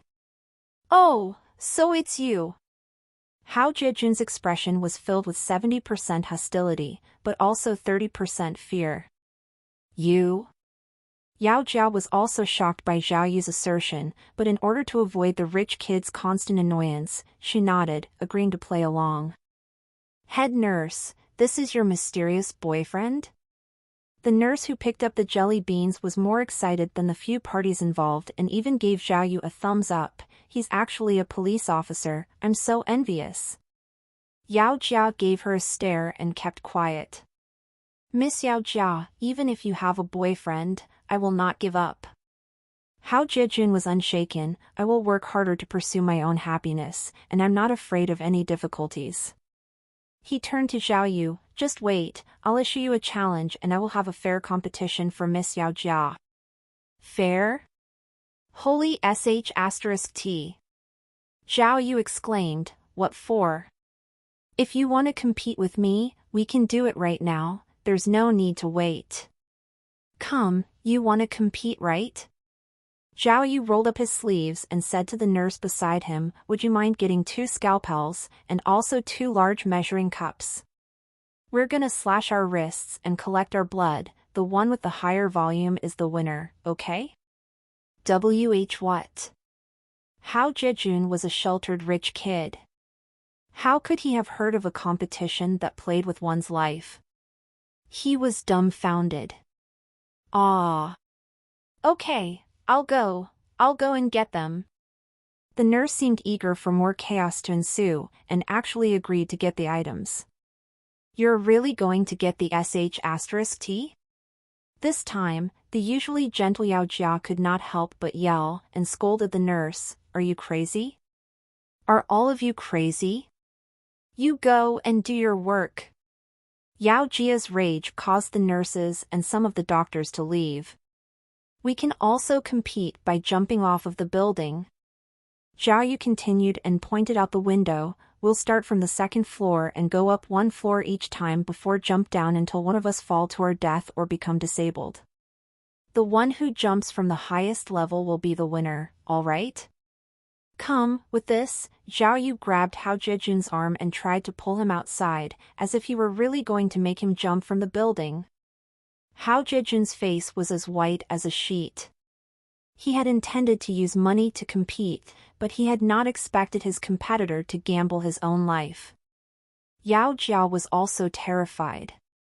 She kept tugging at Zhao Yu, wanting him to stop. However, Zhao Yu was determined, and pulled Hao Jejun straight to the corridor.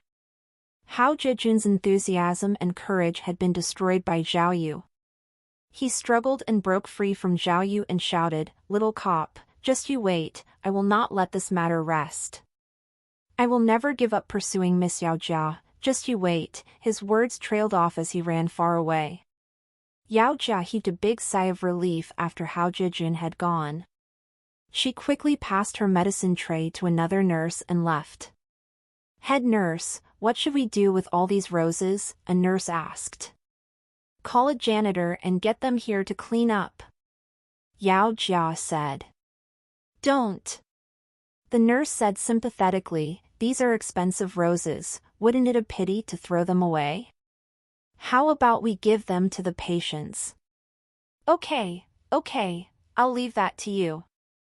Yao Jia leaned weakly on the nurse's counter, as if she were suffering from a serious illness. After a long while, she finally realized that her fake boyfriend, Zhao Yu, was beside her. I'm so sorry, Officer Wang." Yao Jia apologized, but she had gotten Zhao Yu's last name wrong. Zhao Yu.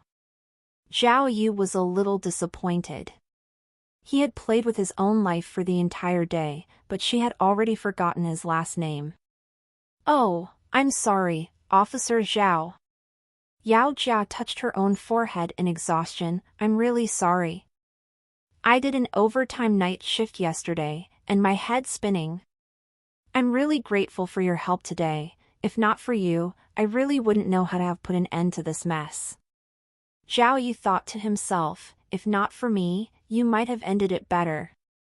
But he had to continue his act. "No problem, I just happened to pass by."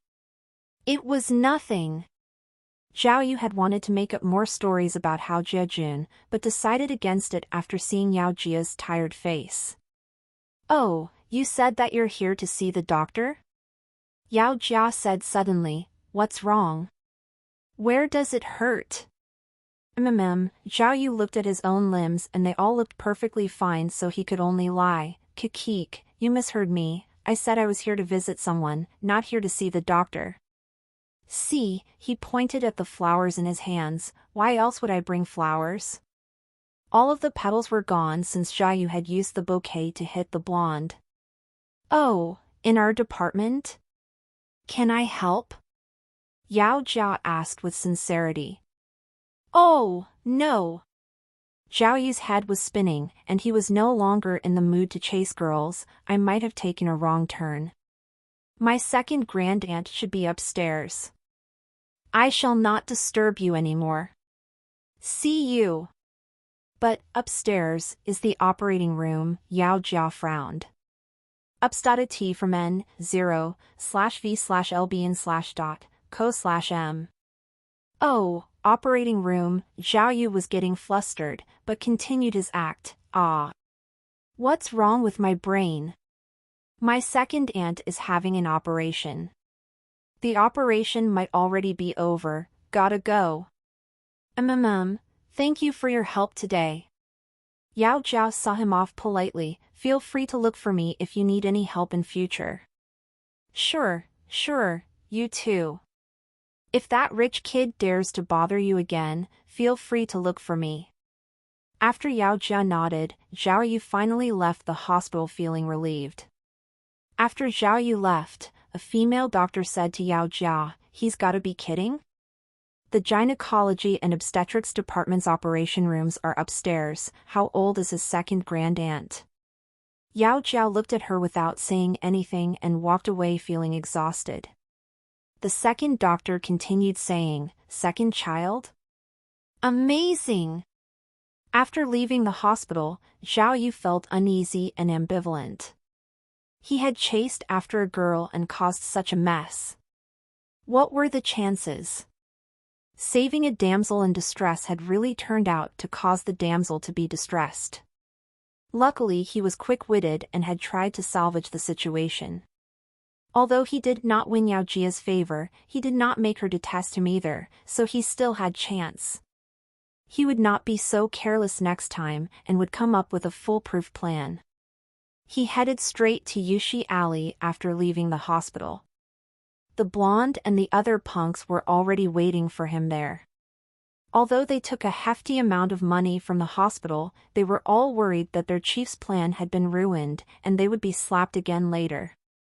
They had thought of running off with the money, but Zhao Yu was a police officer and he had information on all of their relatives. Where could they run to? They could only hold on to the money and wait anxiously for the demonic detective, Zhao Yu, to arrive. 9 for the leader, 1 for the worker, these are the rules of the streets. Within a quiet part inside Yushi Alley, Zhao Yu was currently passing on his knowledge of the so-called rules of the streets. I'm the boss, and you guys are the workers. Under normal circumstances, I should take 90% and you all 10%. But since this was our first time working together, there's usually some leeway. So, to show my sincerity, I'll give you guys 20%. Find you chapters on nv/lbi.com. There's nearly 170,000 yuan, so 20% is about 30,000 yuan. Zhao Yu pulled out 5 stacks of cash, then seriously continued, here's 50,000, since there are 5 of you, so it'll be easy to split. Just consider the extra money for fun. So, any complaints? The blonde and his friends were stunned. They had originally thought that they were going to get beat up, but the devil police officer not only had not hit them, but had even given them money. It was like money fell from the sky. How could they complain? Too much, too much. Last time you gave us 10,000 yuan and another 2,000 this morning, the blonde very thankful, I think that you should take some back. This really is too much. Yeah. The other delinquents licked their lips, but agreed in unison, how about just 30,000 yuan, that's more than enough. We didn't do much anyway. Shut up. Zhao Yu's face darkened, if I tell you guys to take it, just take it. I'll tell you guys now, if you guys continue to follow me from now on, there will be more of these opportunities. I guarantee it'll be better than you guys roaming the alley by yourselves. Yes. The blonde quickly spoke, we've truly been blessed. From now on, we'll follow you, boss. If you need anything, feel free to call us. We will follow you through any difficulty without hesitation. Yeah. Bro, please believe us. As the delinquents spoke, they were ready to kneel in respect. Zhao Yu quickly stopped them and yelled, all right, don't do something so frivolous. Only once you guys got the money can you guys actually talk loyalty. Follow me, and you won't regret it. He continued, but back to business, that rich kid isn't just some easy target. If he's serious, he might even trace this back to you guys. Next week, I think you guys should go somewhere else, back to your hometown or do something else. Wait until everything has passed then come back. Yes. Everyone, listen to the boss. The delinquents all nodded in unison. Idiots, Zhao Yu slapped the blonde's hair with a wad of cash, I'm a police officer, from now on, no matter who it is, you can't tell them that we know each other, got it? Calling me boss. Are you trying to get me killed? Oh right. The blonde asked curiously, then do we just call you, police officer, bro? Pa. The boy earned himself another slap in the face as everyone laughed around them. Then, under Zhao Yu's command, the few of them split the money and went their own way. On the way back, Zhao Yu continued to ponder about Yao Jia. For some reason, his desire to chase after his old lover was nowhere near as strong as before. It was not because of the rich kid, not was it because Yao Jia said she already had a boyfriend, but because he felt that the Yao Jia of this world and the one he knew before were simply too different. The Yao Jia who had shared her life with Zhao Yu was the type who was confident and bold, and believed in herself.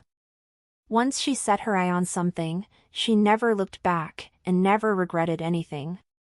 When Zhao Yu was with her, he had felt that his entire life was more exciting, he felt truly alive. But the Yao Jia he had just seen, who was a lead nurse, was entirely different. It was easy to see that this Yao Jiao liked quietness over liveliness, almost like an elegant flower. Even though she was beautiful, gentle, and proper, which was rare, Zhao Yu did not quite like those Princess Y type of girls. He gradually started doubting his decision to chase Yao Jia. Could it be that his choice was wrong to begin with? The Yao Jia now was not like the Yao Jia he had fallen head over heels for, just like how the current Zhao Yu, who had been a gangster, was not like the original Zhao Yu who was a police officer. With such complicated feelings, Zhao Yu put all the money in the bank, then returned to the police station. It was already after 4 in the afternoon. When he walked through the gate to Time's office, everything was the same as usual. But inside the office, investigators ran through the office, phones rang non-stop. Huh? What's happening? Zhao Yu took a glance at the whiteboard and saw it filled with new information. Without a doubt, the Key Case Investigation Unit got a new case. He took large strides towards the whiteboard. In the middle was a gruesome photo of a corpse. The body was bloated and pale, almost unrecognizable as a human being. To the right were the words written in pen, Qinshan Water Reservoir Floating Corpse. Oh, Zhao Yu remembered that from before. Department leader Wang Fei from the forensics department had said that a corpse had been found in the Qinshan Water Reservoir. It looked like after the forensics department had done their autopsy, they had decided it was a murder case and were investigating. Qinshan Water Reservoir Floating Corpse Case. Interesting. Zhao Yu carefully followed the evidence on the whiteboard and considered it excitedly. Here comes more money-making opportunities. Culprit, it's already too late to beg for mercy. Meeting the god of detectives, Zhao, your capture has been guaranteed. Just get yourself ready to be put in cuffs and taken away, muahaha. You're finally back. Seeing Zhao Yu, the substitute team A leader, Ping Xian, quickly came with a huge stack of documents. Are you against me as a substitute team leader? First day I'm on the job and you disappear? I'm not Lu Changhu, so if you get me angry, I'll actually mark you absent. I'm sorry.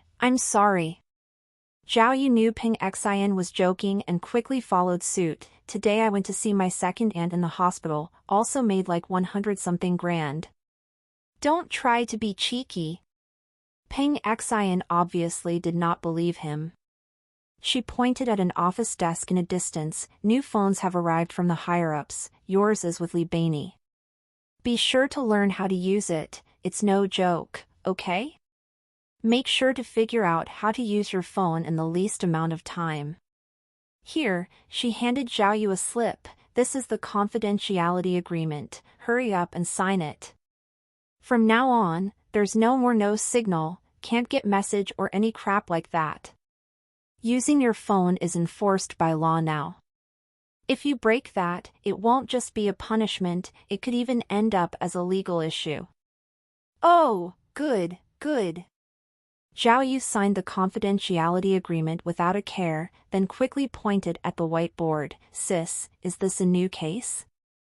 Qinshan Water Reservoir Floating Corpse Case, the name's pretty intense. How about it, do you need me to investigate somewhere? Oh, that. Ping Xian smacked her lips, then said with some hesitation, The case, don't worry about it for now, I have something more important for you to take care of. Big sis. Zhao Yu held the training notice in his hands and asked Ping Xian with wide eyes, tell me, honestly, is this from that bastard Lu Changhu? Does he want to set me up again? You want to die. Ping Xian's temper was bigger than Zhao Yu's, and she immediately fired back like a machine gun. This is the city-level training for key police officers. Every station only has 3 spots and everyone's fighting for it. You actually think this is a burden? And what about Lu Changhu? Do you know how much effort I put in to get you that spot? It was initially supposed to go to Mao from Team A, but he can't go anymore. The higher-ups wanted to give it to other departments and I went crazy. I told them if they didn't give it to Team A, I'd quit as team leader. Only then did they agree, understand. You didn't see how Lu Changhu's face turned red like a tomato when I nominated you for the spot. He kept objecting and said that since you have just become a full-fledged officer, we couldn't let a kid like you go. Afterwards I got into an argument with him. I pointed out that 2 major cases were both solved by you, and if the vacancy was given to anybody else, there would be numerous objections. That's how you got the training opportunity. But all you can think about is other people wanting to set you up? Damn! How could you say that without feeling any guilt? You ungrateful little brat, if I had known how you really felt, I wouldn't have wasted my effort. Not only did Zhao Yu understood Peng Xian's point, but he also searched through his memory for relevant information and quickly found that the training for key police officers was a very good opportunity. Only those who went through the training were qualified to be considered for Outstanding Agent of the Year. Every year, agents in the Key Case Investigation Unit tried all sorts of methods to get this training opportunity. There were even some who pulled strings or tried giving gifts to get their way. Zhao Yu had just become a full-fledged officer, so logically he would not have gotten the training opportunity. But Peng Xian had insisted and fought for him. What could he say? Zhao Yu quickly smiled and apologized. Don't be angry, big sis, I was just joking. How about this, let's go for some Mongolian mutton hot pot with your husband and kids, and I'll get the bill, how about it? Oh, please, quit it. Peng Xian glanced at Zhao Yu. Do you know how many cases I have right now? Also, you want to make it up to me with just one Mongolian hot pot? Do you know who Team B nominated? Lan Bo. His stepfather is the city bureau's chief of finance. If I had not fought for you, you wouldn't have gotten that spot even if you solved another 10 major cases. Yes, yes, yes. I know, big sis. You are great. Zhao Yu quickly nodded and agreed. Big sis, you are doing so much for my benefit. Big sis, you are so righteous. I'll always remember your kindness. If your husband divorces you in future, I'll definitely find you a better one. Damn you! Peng Xian gave Zhao Yu a push although she was laughing. Hearing Zhao Yu's words, the whole team also burst out in laughter. But come to think of it, Peng Xian sighed, if not for your previous performance, the water reservoir floating corpse case would not have been given to our team. This time we have to solve it no matter what, we can't let Team A mock us. Yes. Big sis is right, another agent said. It's time we fight back. Yes. Let's do it. The morale of the Team A agents greatly increased, and they were full of confidence. You can rest assured and leave the case to us. Peng Xian said before leaving, this training is very important. The branches from each district are competing with one another, so you have to do your best and not disgrace Rongyang district. Otherwise, I don't know how I could face the others. Don't worry. Zhao Yu held the training notice and saluted. I guarantee that I'll chase all the policewomen from the other branches all the way to the bedroom. The agents burst into laughter again, with the exception of Li Bainey, who looked somber and uptight. Vis sit en Velben, CM for EU ovals. After speaking to Peng Xian, Zhao Yu quickly went to Li Bainey to get his cell phone. He was surprised to see that the phone looked very ordinary with only the logo Huawei on it and nothing else. Li Bainey told him that these cell phones were specially designed for agents in the Key Case Investigation Unit. They were designed to be similar than the ones that everybody used so that the agents could disguise themselves better. Despite their plain appearance, the ability of the cell phones was very powerful. Other than the usual location tracking and encryption functions, they had a lot of high-tech software which aided in case investigation and the transmission of data. They also had unlimited data, which allowed them to access the internet anytime, and a massive amount of storage. They were as good as a top-grade computer. Zhao Yu had wanted to buy a new cell phone, but since he had gotten one for free and saved money, he was elated and very pleased. Li Beinyi introduced the main functions of the phone to Zhao Yu by using the instruction manual. Zhao Yu realized that Li Beinyi looked a little different. She had applied makeup and dressed nicely. As she explained to Zhao Yu, she kept stealing glances at him while fidgeting, looking very nervous. Zhao Yu was aware that something was off and was prepared to handle it.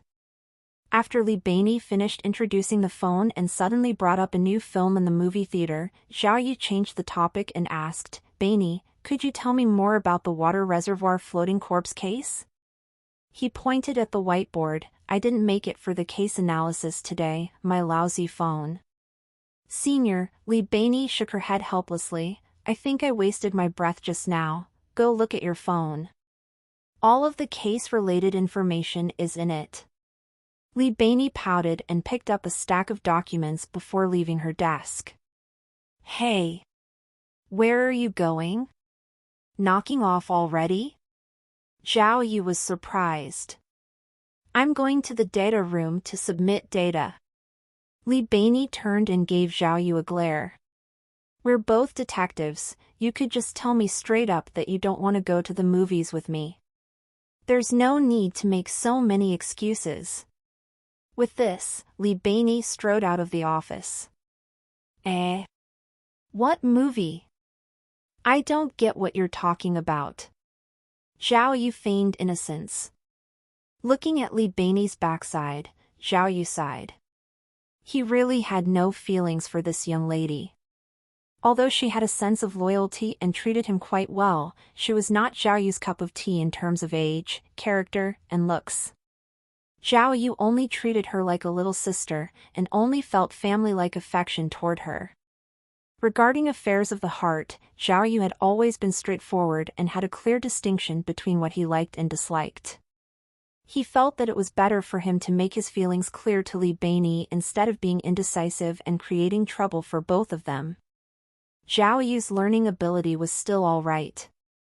After Li Beinyi's introduction, he figured out the functions of the new phone, and quickly found the water reservoir floating corpse case information after a few swipes and taps. The first photo was of the swollen white corpse. What surprised Zhao Yu the most was it was actually a female corpse. The situation surrounding the case was not complicated at all. A few days ago, someone had found a severely decomposed corpse. Using forensic testing, the police had found that the victim was a young female and had been dead for nearly 3 months. Due to rope marks on the body, she had likely been murdered, and the key case investigation unit had been put on the case. In order to solve these sort of cases, finding the victim's identity was the main priority. Only when the identity was confirmed could the police continue their investigation. After a few days of comparing the body with recent missing persons reports, the police had finally confirmed the victim's identity. The girl's name was Pang Annie, and she was an active bartender at various large parties. Even though these sorts of cases were usually not that difficult to solve, her lifestyle involved a hard-to-reach crowd, thus increasing the difficulty of the case. The case was given solely to Team A. Whether it was because the Team A investigators were always mocked, or because of the newly appointed substitute team leader, Ping Xin, they still had something to prove. Everyone was hoping to be able to raise their head high up to their rival, Team B. The entire team was focused on solving the water reservoir corpse case, but Zhao Yu could not help at all. The next morning, he had to report to the Qinshan Police Academy to participate in the annual police training. Ever since he had solved the lost hand case, Zhao Yu had gained a lot of interest in solving crimes. He had originally wanted to make use of the miracle system and help Tima solve the case, but the police training was equally as important, so he could only step away during that time. Zhao Yu still read through the information regarding the case carefully. Somewhere in the back of his mind he had a bit of hope. He even sent a WeChat message to Yang Hong and asked if she had known Peng Annie. He felt that Yang Hong and Peng Annie's jobs were very similar. If they knew each other, maybe he would be able to find some evidence. In the Taser rape case, Yang Hong was the victim. In the lost hand case, Yang Hong had provided important evidence for Zhao Yu. Now, if it turned out that she knew anything related to the floating corpse case, then Zhao Yu would really have to set up a shrine and worship her. But Zhao Yu's scenario did not play out as he had imagined. Yang Hong quickly responded and said that she did not know such a person, but that she could ask around for him, and asked Zhao Yu to wait. Zhao Yu heard a lot of commotion in the background of Yang Hong's voice message and asked, "Where are you?" But he did not get a message back even after a while. He felt somewhat dejected and had no interest in guessing exactly where Yang Hong was or what she was doing. He started looking through his messages. Because the old Zhao Yu had a rather introverted personality, he did not have many friends on WeChat, and his contact list was extremely short. Thus, Yao Jia's name was even more prominent. Zhao Yu could not help but look at her profile. Ever since he had chased down the thief on the camel, Zhao Yu had had Yao Jia as a friend on WeChat. But for the longest time, Zhao Yu was not sure what to say to her, and thus the two had never really talked before. At this moment, he opened Yao Jia's photo gallery and started to admire each of her photos. The Yao Jia in the photo was as beautiful and stunning as before, exactly the same as the Yao Jia in Zhao Yu's memory.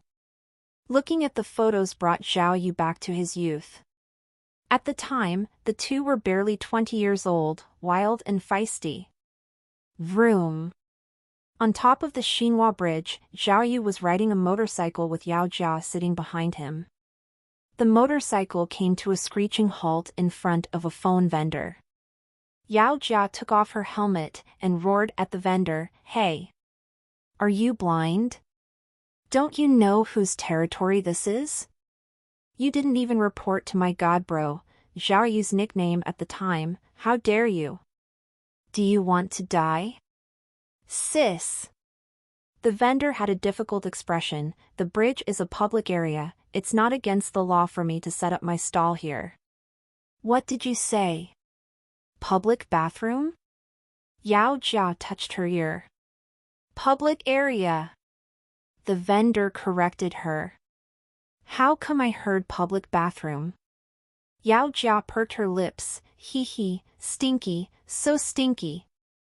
How come when I hear the word bathroom, all I smell is something stinky?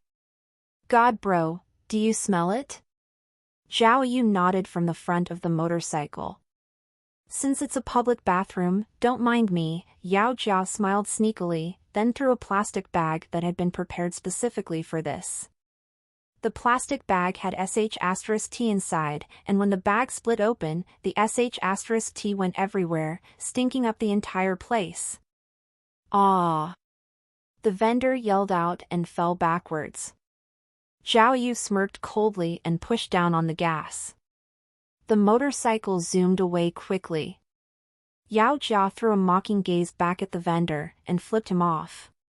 Once the motorcycle stopped at a garden, Yao Jia punched Zhao Yu's back, yelling, "No fun. No fun. You already threw the sh*T at them, but still no fun?" Zhao Yu lit a cigarette, smirking as he asked. "I didn't throw it on him. No fun, just no fun." Yao Jia curled her lips. "I wanted to see sh*T everywhere. God bro, how about you go to the tree over there, and we'll throw it at him again. Pay." Zhao Yu spit and stomped his foot, roaring at Yao Jia, "Good. Your idea is amazing. I'm going to go get ready." As he came back to reality, his memory started to get a little blurry. Zhao Yu's feelings could not keep up with his current situation. He was still immersed in the happy times he had spent with Yao Jia. In the end, the miracle system interrupted his memory. The system told him that his adventure completion rate was only 63%, lower than the previous few times. Zhao Yu considered it carefully. He felt that his low completion rate confirmed his previous suspicion that he would get a high completion rate only if he did something good. LA test NOVLS on n.velby/.co. Thinking back on the events of the day, even though Zhao Yu had skillfully completed many adventures, he had done some morally questionable things. In order to win Yao Jia's heart, he had cooperated with delinquents and tried to insinuate a damsel in distress situation. Then, when it failed, he had tried to frame a rich kid. In the end, he had worked with the delinquents and had taken a ton of money. All of his acts could only be described as disgusting. If the adventure completion was truly related to whether he did good acts or bad ones, then the fact that he had even achieved a completion rate of 63% could be considered a miracle, right? The hexagram explanation had not contained the mountain hexagram that represented luck, but Zhao Yu had still obtained a huge amount of money. So, one could tell that the hexagram explanation was not foolproof. The way he completed the adventure also made a huge difference. Within a few days, Zhao Yu's bank account suddenly had an extra 200,000 yuan. At that rate, getting rich was almost a certainty. Thus, Zhao Yu could not care less if he was a good guy or bad guy. As long as he got rich, a low adventure completion rate did not matter much. Even though his completion rate was only 63%, he still managed to obtain an item. One could tell that 60% was probably the dividing line between getting an item or not getting one. As long as he was past 60%, he would be rewarded. Zhao Yu opened it and gave it a glance. The item he had received was called the Invisible Signal Jammer. It could jam cell phone signals and lasted for 1 hour. Good. Even though it's not that practical, it's still a reward. Maybe it'll be of some use in the future. Zhao Yu could not help but think that the 5-day police training would be starting. What kind of adventures would he experience during his training? The police training was mainly for detectives in police branches in Qinshan City. The training consisted of 2 parts, theoretical and practical. The theoretical lessons mainly taught the police officers advanced forensic technology concepts, while practical lessons focused on improving the professional skills of the police officers so that they could better carry out their criminal investigation work. The training lasted 5 days, and the lessons were given by the country's top experts and professors, as well as veterans in criminal investigation. Those who were able to participate in the training were outstanding detectives in each branch, and each branch only had 3 representatives. Other than Zhao Yu from Team A, and Lan Bo from Team B, there was also an evidence collection laboratory technician from the forensics department named Hu Bin.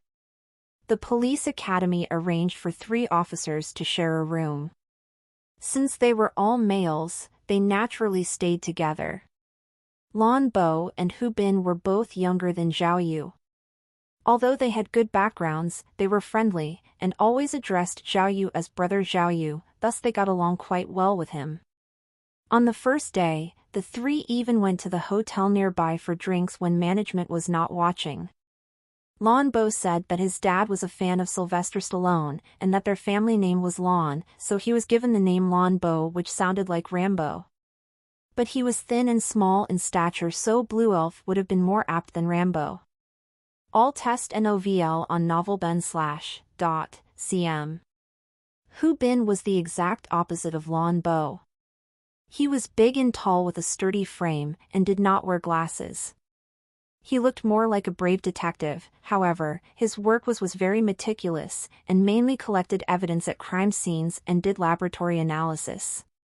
Hearing Hu Bin talk about his work, Zhao Yu could not help but ask him about the beautiful and charming Wang Fei, hoping to hear any gossip or scandals about her. Hu Bin's face tensed at the mention of Chief Wang. He did not know about any scandals, but she was a well-known workaholic who was extremely meticulous and did not tolerate any errors. Subordinates like him were always very careful and did not dare to make any mistakes. Zhao Yu understood only after hearing Hu Bin's introduction that Wang Fei became chief purely based on her own abilities. When he had first seen the enchanting female chief, he had thought that there were some unspoken reasons behind her position.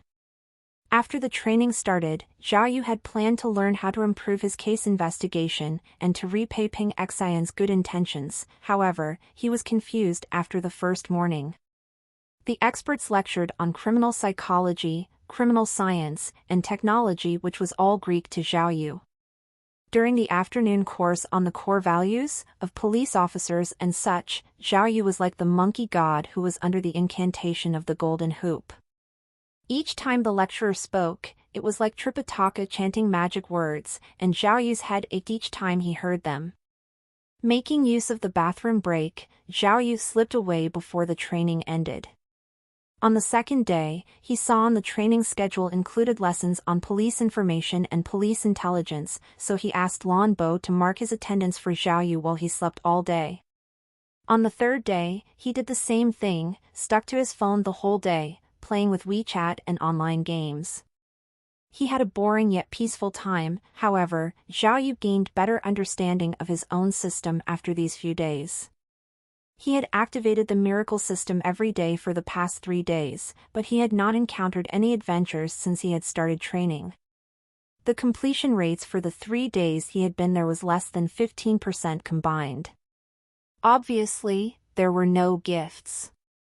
Even if he had the miracle system, it was useless if he did not take any initiative to complete adventures. There was another thing that Zhao Yu worried about. Was the activation of the miracle system connected to the pack of cigarettes which he had gotten from the cab driver?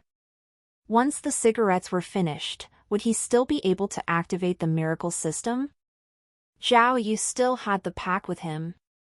Every time he needed to activate the system, he only took one puff before quickly putting out the cigarette and kept it for the next time. However, he had recently discovered that the miracle system had nothing to do with cigarettes at all. The previous morning, he had sneezed loudly once, and the system was activated by the sound.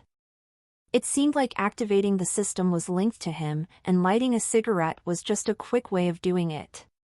Although the completion rates for the past few days were not high, and he did not receive any rewards, Zhao Yu had slept well, and was relaxed and happy. He felt that it was not a bad thing that he did not have any adventures since he could make use of this time to rest instead of being tense the whole day. Wouldn't it be more productive to put in his best effort after a good rest? Zhao Yu was still thinking about the water reservoir floating corpse case even though he was relaxing the whole day.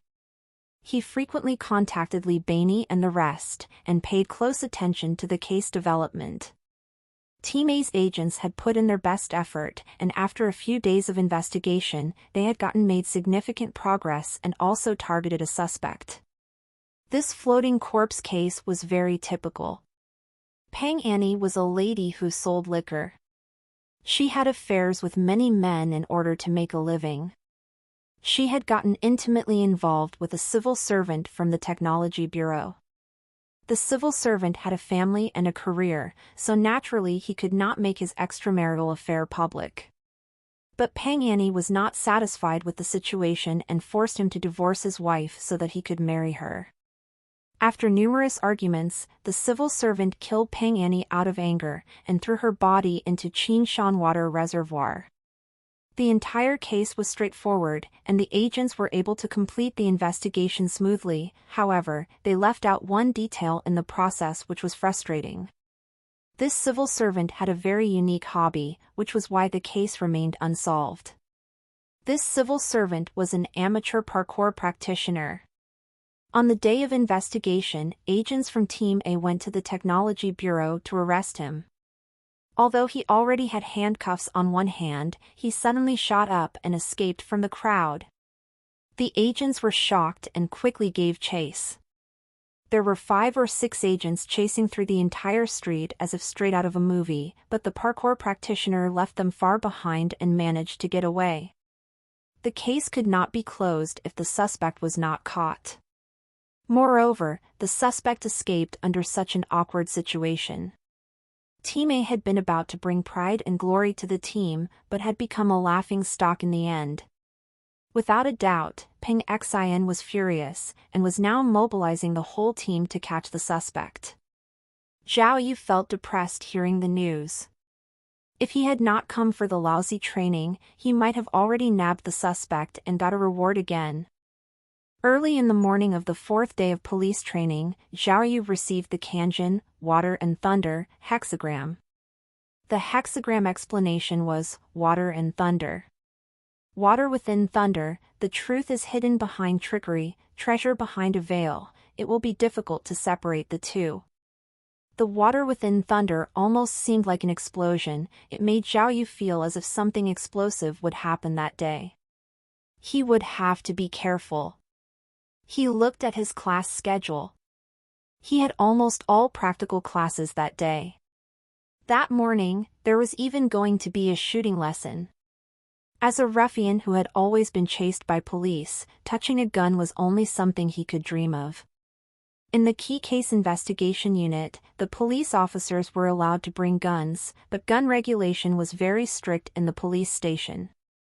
Investigators only got guns for special missions. Zhao Yu had been there for a long time but had never seen one. Now that he was going to get the chance to touch a gun, Zhao Yu was excited for the rare opportunity and wanted to play around a bit during the shooting lesson. Even though the hexagram explanation mentioned the water within thunder, as if signaling some sort of danger, to Zhao Yu, who had always loved chaos, it meant nothing. Early in the morning, he grabbed Lan Bo and Hu Bin and headed toward the shooting lesson. They realized when they arrived because the shooting range was rather cramped, not all of the officers present would be able to be there. Thus, the organization committee decided to split the students into two groups. The first group would remain at the shooting range for shooting lessons, while the other would go to the gymnasium for a grappling lesson instead, then the two would swap. Unfortunately, Zhao Yu and the other two were assigned to the second group. But at least learning how to grapple was pretty interesting. At least it was better than lectures. The three of them followed the other students into the gymnasium. The person who was teaching them was a fierce-looking instructor. They were completely toned and muscular, and their skin was tanned. Hu Bin even joked under his breath, calling the instructor Rambo. Within 1 week, the instructors had already taught the class a countless number of times.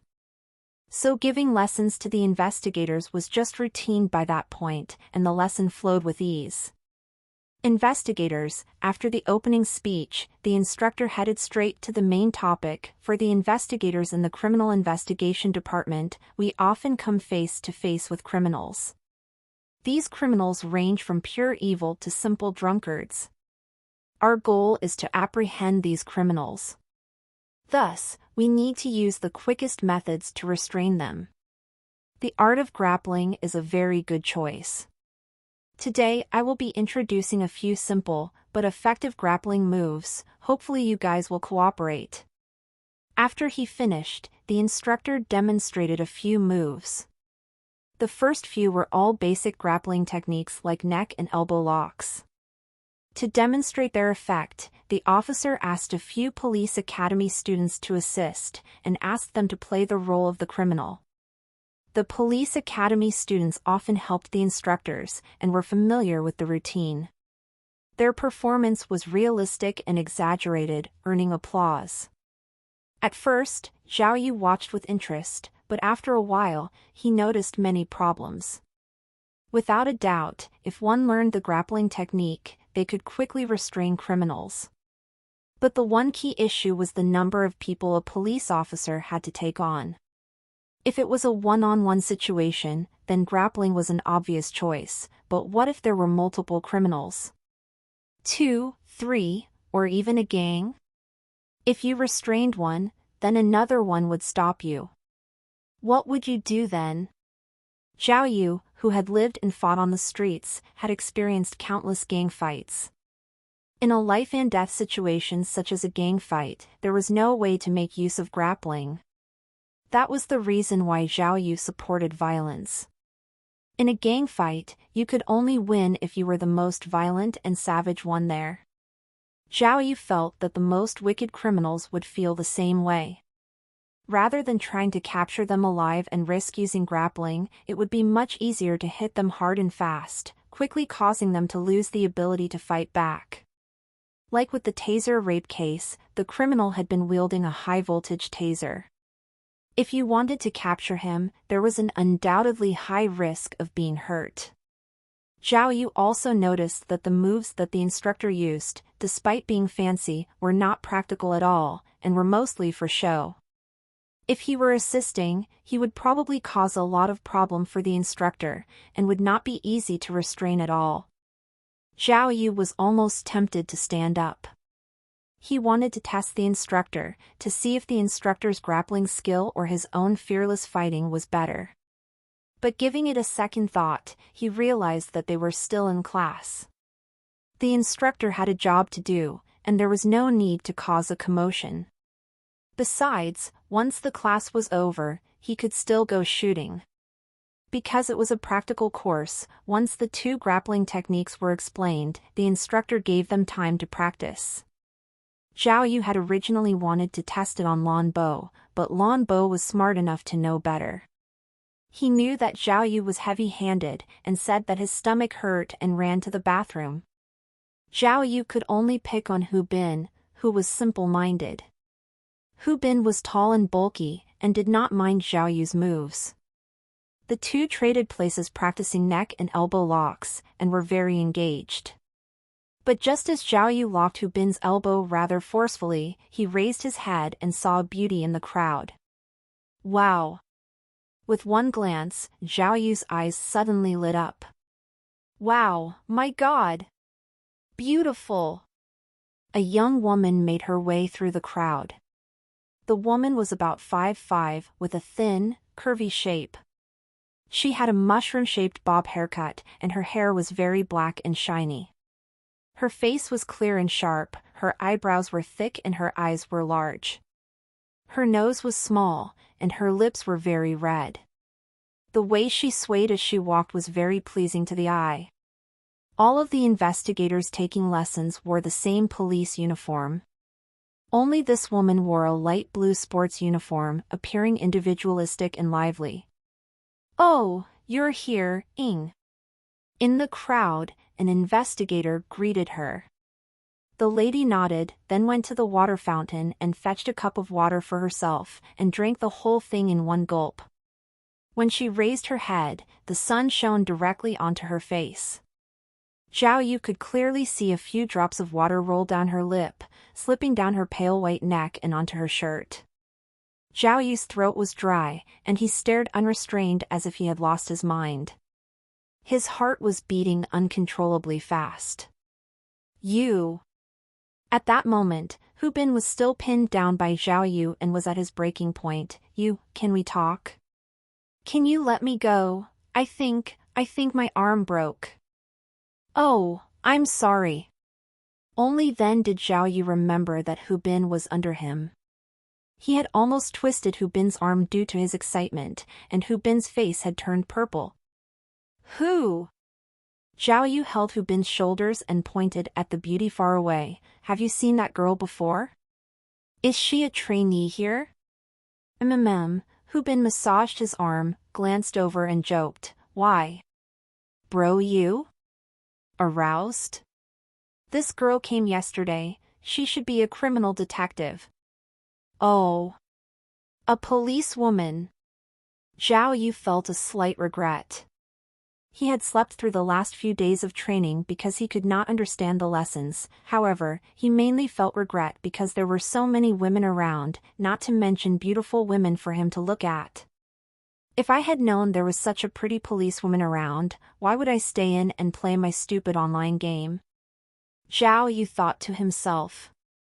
Looking at the salivating Zhao Yu, Hu Bin said with all sincerity, "Bro Yu, there's something that I don't know if I should say." "What?" Zhao Yu was still staring at the policewoman. The policewoman did not join in on the capture practice, but sat on the long bench and looked at her phone. My professional instincts tell me that there's something very wrong with the woman.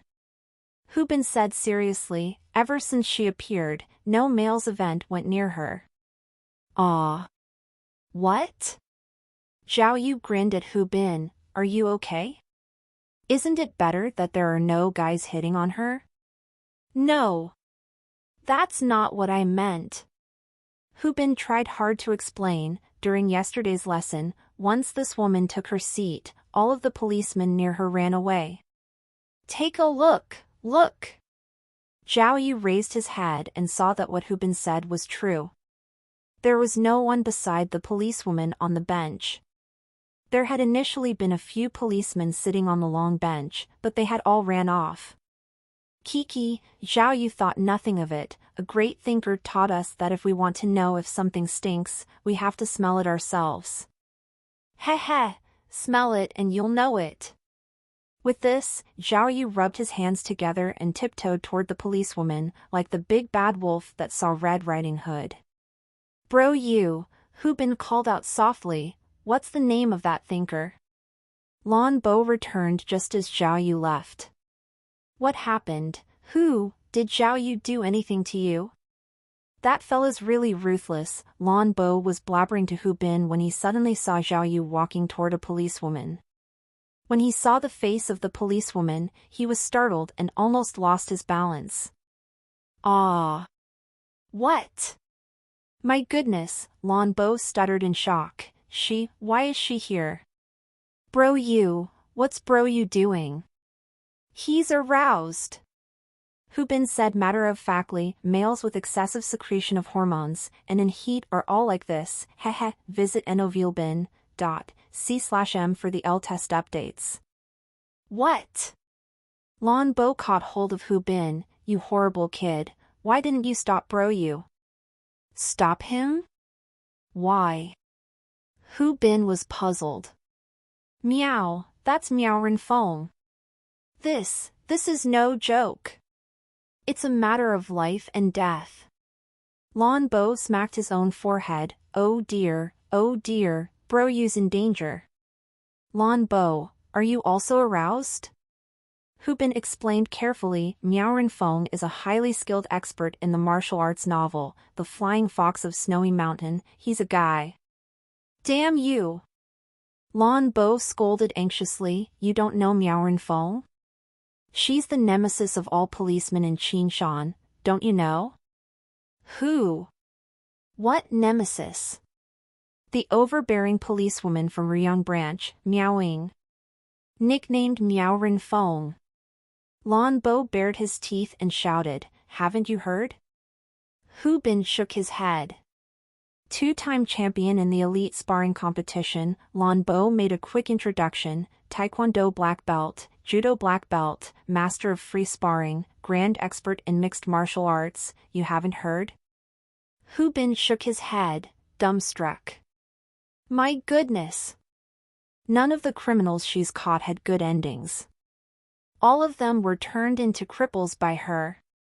Lan Bo refused to give up and asked again, you at least heard of that, right?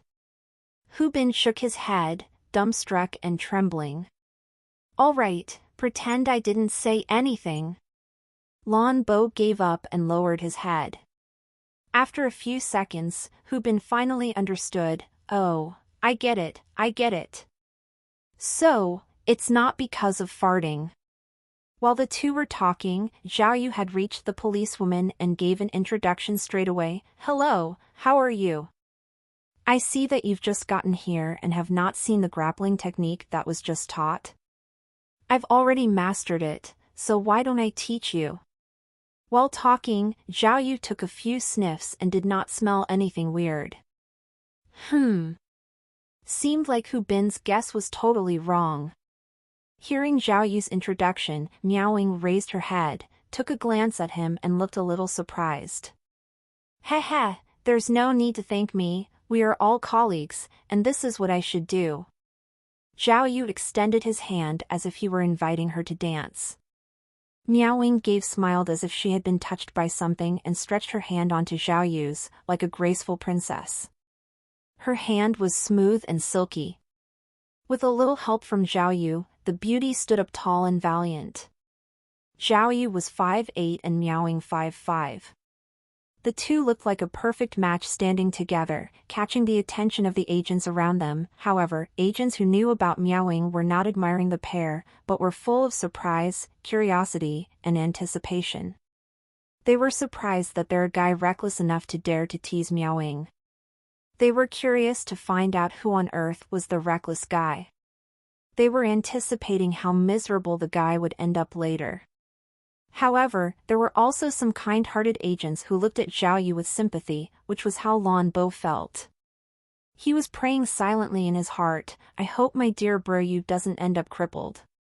Kikik, Zhao Yu did not notice anything wrong and continued ogling at Miao Ying. "How about this? Let me first teach you an elbow lock. This is the simplest. Come, aim at me and attack." "All right," Miao Ying smiled at Zhao Yu. "How should I approach you?" "Any way you want. Go ahead and just hit me. Right at my face." Zhao Yu gestured. "That way I can do a reverse elbow lock." "Oh, I was wondering," Miao Ying said curiously. "What's your name?" "Zhao Yu." Zhao Yu laughed. "From the Rongyang branch office, what about you?" "Oh," Miao Ying nodded, as if realizing something. "So you're new?" "Yep, I started recently." Zhao Yu bowed. "Please take good care of me." "Miao Ying." Miao Ying smiled. "From the Ruyang branch office. Some people call me Miao Feng. Have you heard of that?" Zhao Yu shook his head and laughed. "Miao Feng is a man, right?" "That's all right, quit the chatter." Miao Ying quickly interrupted Zhao Yu's attempt at conversation. "Didn't you want to teach me elbow locks? Should I punch you now?" Zhao Yu paused then said, Right. Come." Miao Ying's fist flew straight at Zhao Yu's face. Zhao Yu followed the instructions. First he blocked Miao Ying's wrist, then followed with a grab and quickly locked Miao Ying's elbow behind her. Having her elbow locked and forced down, Miao Ying was forced to bend down. Zhao Yu saw that the elbow lock was successful and quickly let go. He mimicked the instructor, hee, and that's that. The key is when you grab their hand. As he said the word hand, Zhao Yu grabbed Miao Ying's pale smooth hand and stroked it shamelessly. The investigators watching all nervously shrunk back. Lan Bo gulped and thought, "My dear Yu, goodbye. I can't stop you if you want to die." "Mr. Zhao Yu." Miao Ying did not seem to mind as she smiled. "Thank you so much. But I have a way to break this lock. Do you believe me?" "Oh." Zhao Yu was surprised. "Really? How about we try again?" Miao Ying blinked her large eyes sweetly, looking very cute and personable. "All right," Zhao Yu said, and prepared himself. "Then I won't hold back." Miao Ying then aimed at Zhao Yu's face. Zhao Yu ran through the routine again, first blocking her wrist, then locking her elbow. It seemed like it had gone smoothly again. But just as Zhao Yu relaxed his grip slightly, Miao Ying suddenly swung her other elbow over, drawing an arc through the air, then smacked Zhao Yu's face. Paw! The back of Miao Ying's hand landed harshly on Zhao Yu's face, causing the man to stumble in surprise. His grip loosened, Miao Ying immediately struggled free, then swung her head up. The back of her head hit Zhao Yu's chin. Zhao Yu was pushed back by the force of the attack. He felt a whoosh of wind in front of him and reflexively guarded his face with his elbows. Miao Ying's spinning whirlwind kick landed straight on it. Zhao Yu stepped back from the force and almost fell to the ground. When he finally stabilized himself, his face, chin, and elbow all burned in pain. To have been assaulted so suddenly left Zhao Yu stunned. He never would have imagined that the beautiful female police officer in front of him was so fierce. Good thing he reacted fast. If that kick had landed on his face, his appearance would have been ruined. Zhao Yu quickly scanned the crowd and noticed everyone had stopped practicing and was looking at him with a pitiful gaze. Oh, holy sh*t. Zhao Yu finally understood why this woman did not have anyone around her. It was not because she had some sort of problem, but because everyone was afraid of her and did not dare to approach her. Jesus! He had finally approached a girl, but why was she amazing in such a wrong way? Miao Renfeng. After all, she was good at fighting. But Zhao Yu was not someone who could swallow his pride. After getting attacked by Miaoying, he was instantly enraged. If he did not fix this situation, the humiliation later would be unbearable. Dieskoover dated novels on NOV/E/Lbin.co. Oh! I'm so sorry, Mr. Zhao Yu. Miaoying feigned an apology. I got too used to restraining criminals, so I was a bit heavy-handed back there. Don't get angry, please. How about you teach me neck locks now? Wait! Zhao Yu quickly came up with a plan. Suppressing his anger, he smiled and said, Miaoying, I actually have a way to break elbow locks as well. Do you believe me? Oh. Is that so?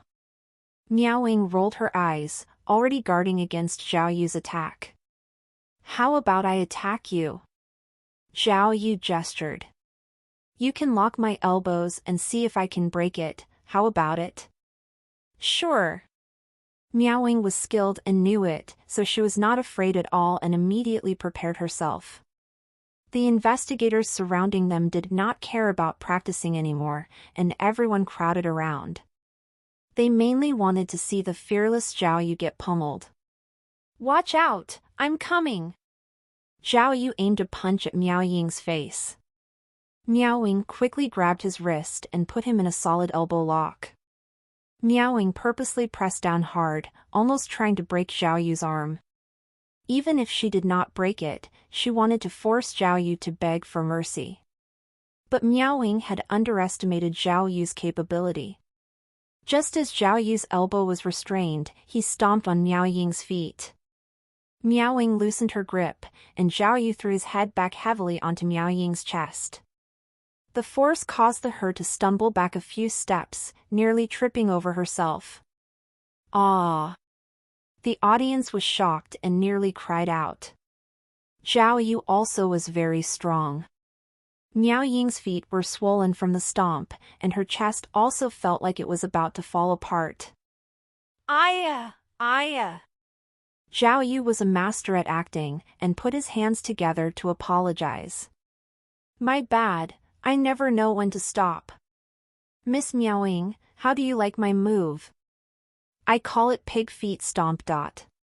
Hearing the line pig feet stomp, the crowd erupted into laughter. Miaoying's face instantly turned red. She never would have thought that Zhao Yu would use such shameless technique, but Miaoying was also a great actress. She acted calm as she spoke. Pretty good, pretty good.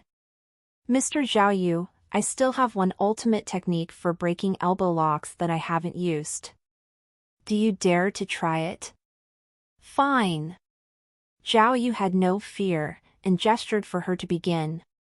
Miaoying did not care to chat, and with a single stride, she rushed forward and raised her hand. But the embarrassed Miaoying already had a plan in mind. She did not even plan to let Zhao Yu grab her wrist. Just as Zhao Yu raised his hand to grab her, she pulled back her fist, then raised her leg and kicked at Zhao Yu's stomach. Zhao Yu was equally prepared. He had guessed Miaoying's plan and did not even try to grab her hand, but slapped at her face. As a result, both of their plans succeeded. Miaoying's kicked Zhao Yu right in the stomach, and Zhao Yu successfully slapped Miaoying's face. Miaoying's reaction speed was very fast. Just as Zhao Yu was about to hit her, she quickly tilted her head, and Zhao Yu only managed to hit her ear. Ding! As Zhao Yu brushed past her mushroom-like hairstyle, a white earring flew out, leaving a bloodstain on Miao Ying's cheek. Zhao Yu also had a good reaction time. When he was about to be kicked in the stomach, he shifted his body so that Miao Ying only got to kick his thigh. However, Miao Ying's leg was very strong and her kick made Zhao Yu bare his teeth as he massaged his thigh. Miao Ying's anger had been completely ignited by Zhao Yu. She clenched her fist and cracked her bones. Agents who knew about Miao Ying's prowess were all nervous and quickly moved back, afraid that they would be implicated. Zhao Yu was also furious and stared like a raging bull. "Comrade Zhao Yu. Comrade Miao Ying." Both of them said at the same time, "I still have other ways to break this, are you down for it?" "Bring it on," both of them shouted and started fighting. This time, no one cared about elbow locks or capturing techniques, they each displayed their unique skills combining the use of their four limbs and started a battle of life and death. Miao Ying was a professional, so she had an upper hand right from the start and quickly dealt Zhao Yu a few kicks with her long legs. However, Zhao Yu had more practical experience than Miao Ying. He saw that Miao Ying's martial art ability was very strong and decided not to make a counterattack, but to hug and embrace her whenever possible. Not only would this reduce the space she could use to kick him, but he could also have an opportunity to touch the beautiful police officer. However, Miao Ying was not only skilled with her legs. She had learned judo, and after hugging and struggling with Zhao Yu, she easily nailed Zhao Yu to the ground. Miao Ying's strikes were extremely violent. The moment Zhao Yu fell to the ground, she followed quickly with a punch to his face. Zhao Yu could only shield himself with his arms. Nonetheless, Zhao Yu had an advantage over Miao Ying. He could not stand being punched. He got agitated being punched and actually gave up blocking. He disregarded the punches that landed on his face and aimed a punch at Miao Ying. After a few punches, Miao Ying started to find it unbearable. Zhao Yu made use of this chance to curl his right leg around and kick at Miao Ying's chest. Miao Ying could only turn to avoid it, but Zhao Yu kicked her under her armpit, throwing her up high before she slammed onto the ground. "Ah!" Miao Ying got up before sending another kick at Zhao Yu. Zhao Yu took advantage of the situation to catch her right foot and pulled on it with all of his strength. Miao Ying kicked Zhao Yu away with her left leg, but the shoe on her right foot had already been grabbed by Zhao Yu. Her pants had also been pulled down most of the way, and her underwear was exposed. "Ah!" Miao Ying was going ballistic. She gave another 2 kicks and sent Zhao Yu rolling. The instructor was worried that someone might get killed and quickly went forward to stop Miao Ying. However, Miao Ying, who was already in a killing frenzy, hit the instructor, knocking him onto the ground without even thinking, and kicked him away. The instructor flew through the air before landing under the ring fence and started foaming at the mouth. While the instructor was out cold, there were others who tried to stop Zhao Yu. They wanted to pull Zhao Yu away and put a stop to the war that was ensuing. Who would have known that Zhao Yu was also in a killing frenzy? He flung his arms like a madman and struck a big group of people. The long bench fell apart, and the water dispenser was also damaged. The water container ruptured and water flowed everywhere. "Ah!" Zhao Yu dashed toward Miao Ying like a sea dragon. Miao Ying almost exploded and roared before rushing at Zhao Yu like a ferocious tiger. The encounter was like a battle between a dragon and a tiger. Cries of the dragon and the tiger could be heard from far away, and the two had displayed all of their special skills with nothing left to hide.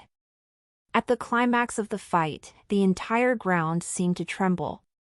Zhao Yu had already gone berserk. He did not try to hide from Miao Ying's kicks, letting her kick him while he punched Miao Ying's face. Although Miao Ying blocked with her arm, the strong force caused the corner of her mouth to bleed. Zhao Yu struck again, but Miao Yu was composed and managed to avoid Zhao Yu's fist with a backward roll. Next, Miao Ying got on her feet and gave a beautiful spinning kick. The kick was full of vigor and caused Zhao Yu to spin even though he had used both his hands to block. Miao Ying was elated. She immediately curled her leg and kicked Zhao Yu right on his butt. Ah, Zhao Yu covered his butt and jumped up a few meters. Even his voice changed. Go to hell! Miaoying gritted her teeth and lifted her leg again. She forcefully kicked Zhao Yu on his back, and Zhao Yu fell flat on his face. Seeing Zhao Yu land heavily on the ground, Miaoying thought that he had lost his ability to fight. She gave a loud roar and gave another powerful kick. It seemed like she had no intention to stop kicking until Zhao Yu landed up in hospital for at least half a year. However, Zhao Yu's will to attack took her by surprise. After 2 kicks from her, Zhao Yu turned and stood up, then grabbed hold of Miaoying's thighs with his hands. He wrestled forcefully and pressed Miaoying onto the ground. The two started wrestling on the ground in a 69 position. The purified water on the ground turned to soil after mixing with dust, clinging to both of them. They looked like clay figurines. Miaoying used the lock technique in free sparring, locking Zhao Yu with both her legs. Zhao Yu struck back using his scissor legs and caught hold of Miaoying. Both of them were stuck together, and they were only left with their fists. They punched madly at each other but were unable to exert much strength as they were being held too tightly together. Exasperated, Miaoying opened her mouth and bit Zhao Yu's calf. Her bite was vicious and she almost tore his flesh out. Full 0W current novels on n/o/v/3l/b in.co/m. Zhao Yu shouted out in pain. However, he quickly showed his ferocity by also opening his bloody mouth and taking a bite. As the two were locked together in opposite directions, Zhao Yu's bit Miaoying's butt. Her butt was soft and Miaoying was wearing sports attire made of smooth material, so Zhao Yu only managed to bite the sports attire and nothing else. He spat and quickly moved up like a snake until he was at Miaoying's thigh area and bit down again. Ah! Miaoying let out a scream and bit Zhao Yu on his leg. Arg! Zhao Yu's pitch became higher. Flustered, he lowered his head and took another bite. Zhao Yu was worse than Miaoying. His 2 bites were on the same spot and Miaoying was trembling all over. The two had wanted to continue biting, but after struggling, their bodies actually moved slightly apart. As both of them were experts at combat, they struck with their legs once they saw a chance. As a result, both of their legs ended up on each other's stomachs, and the two slid far away like curling stones. The agents on the side all rushed forward without hesitation and finally held them down, almost wanting to put them in handcuffs. That's all for this part, truckers. See you all in the next part.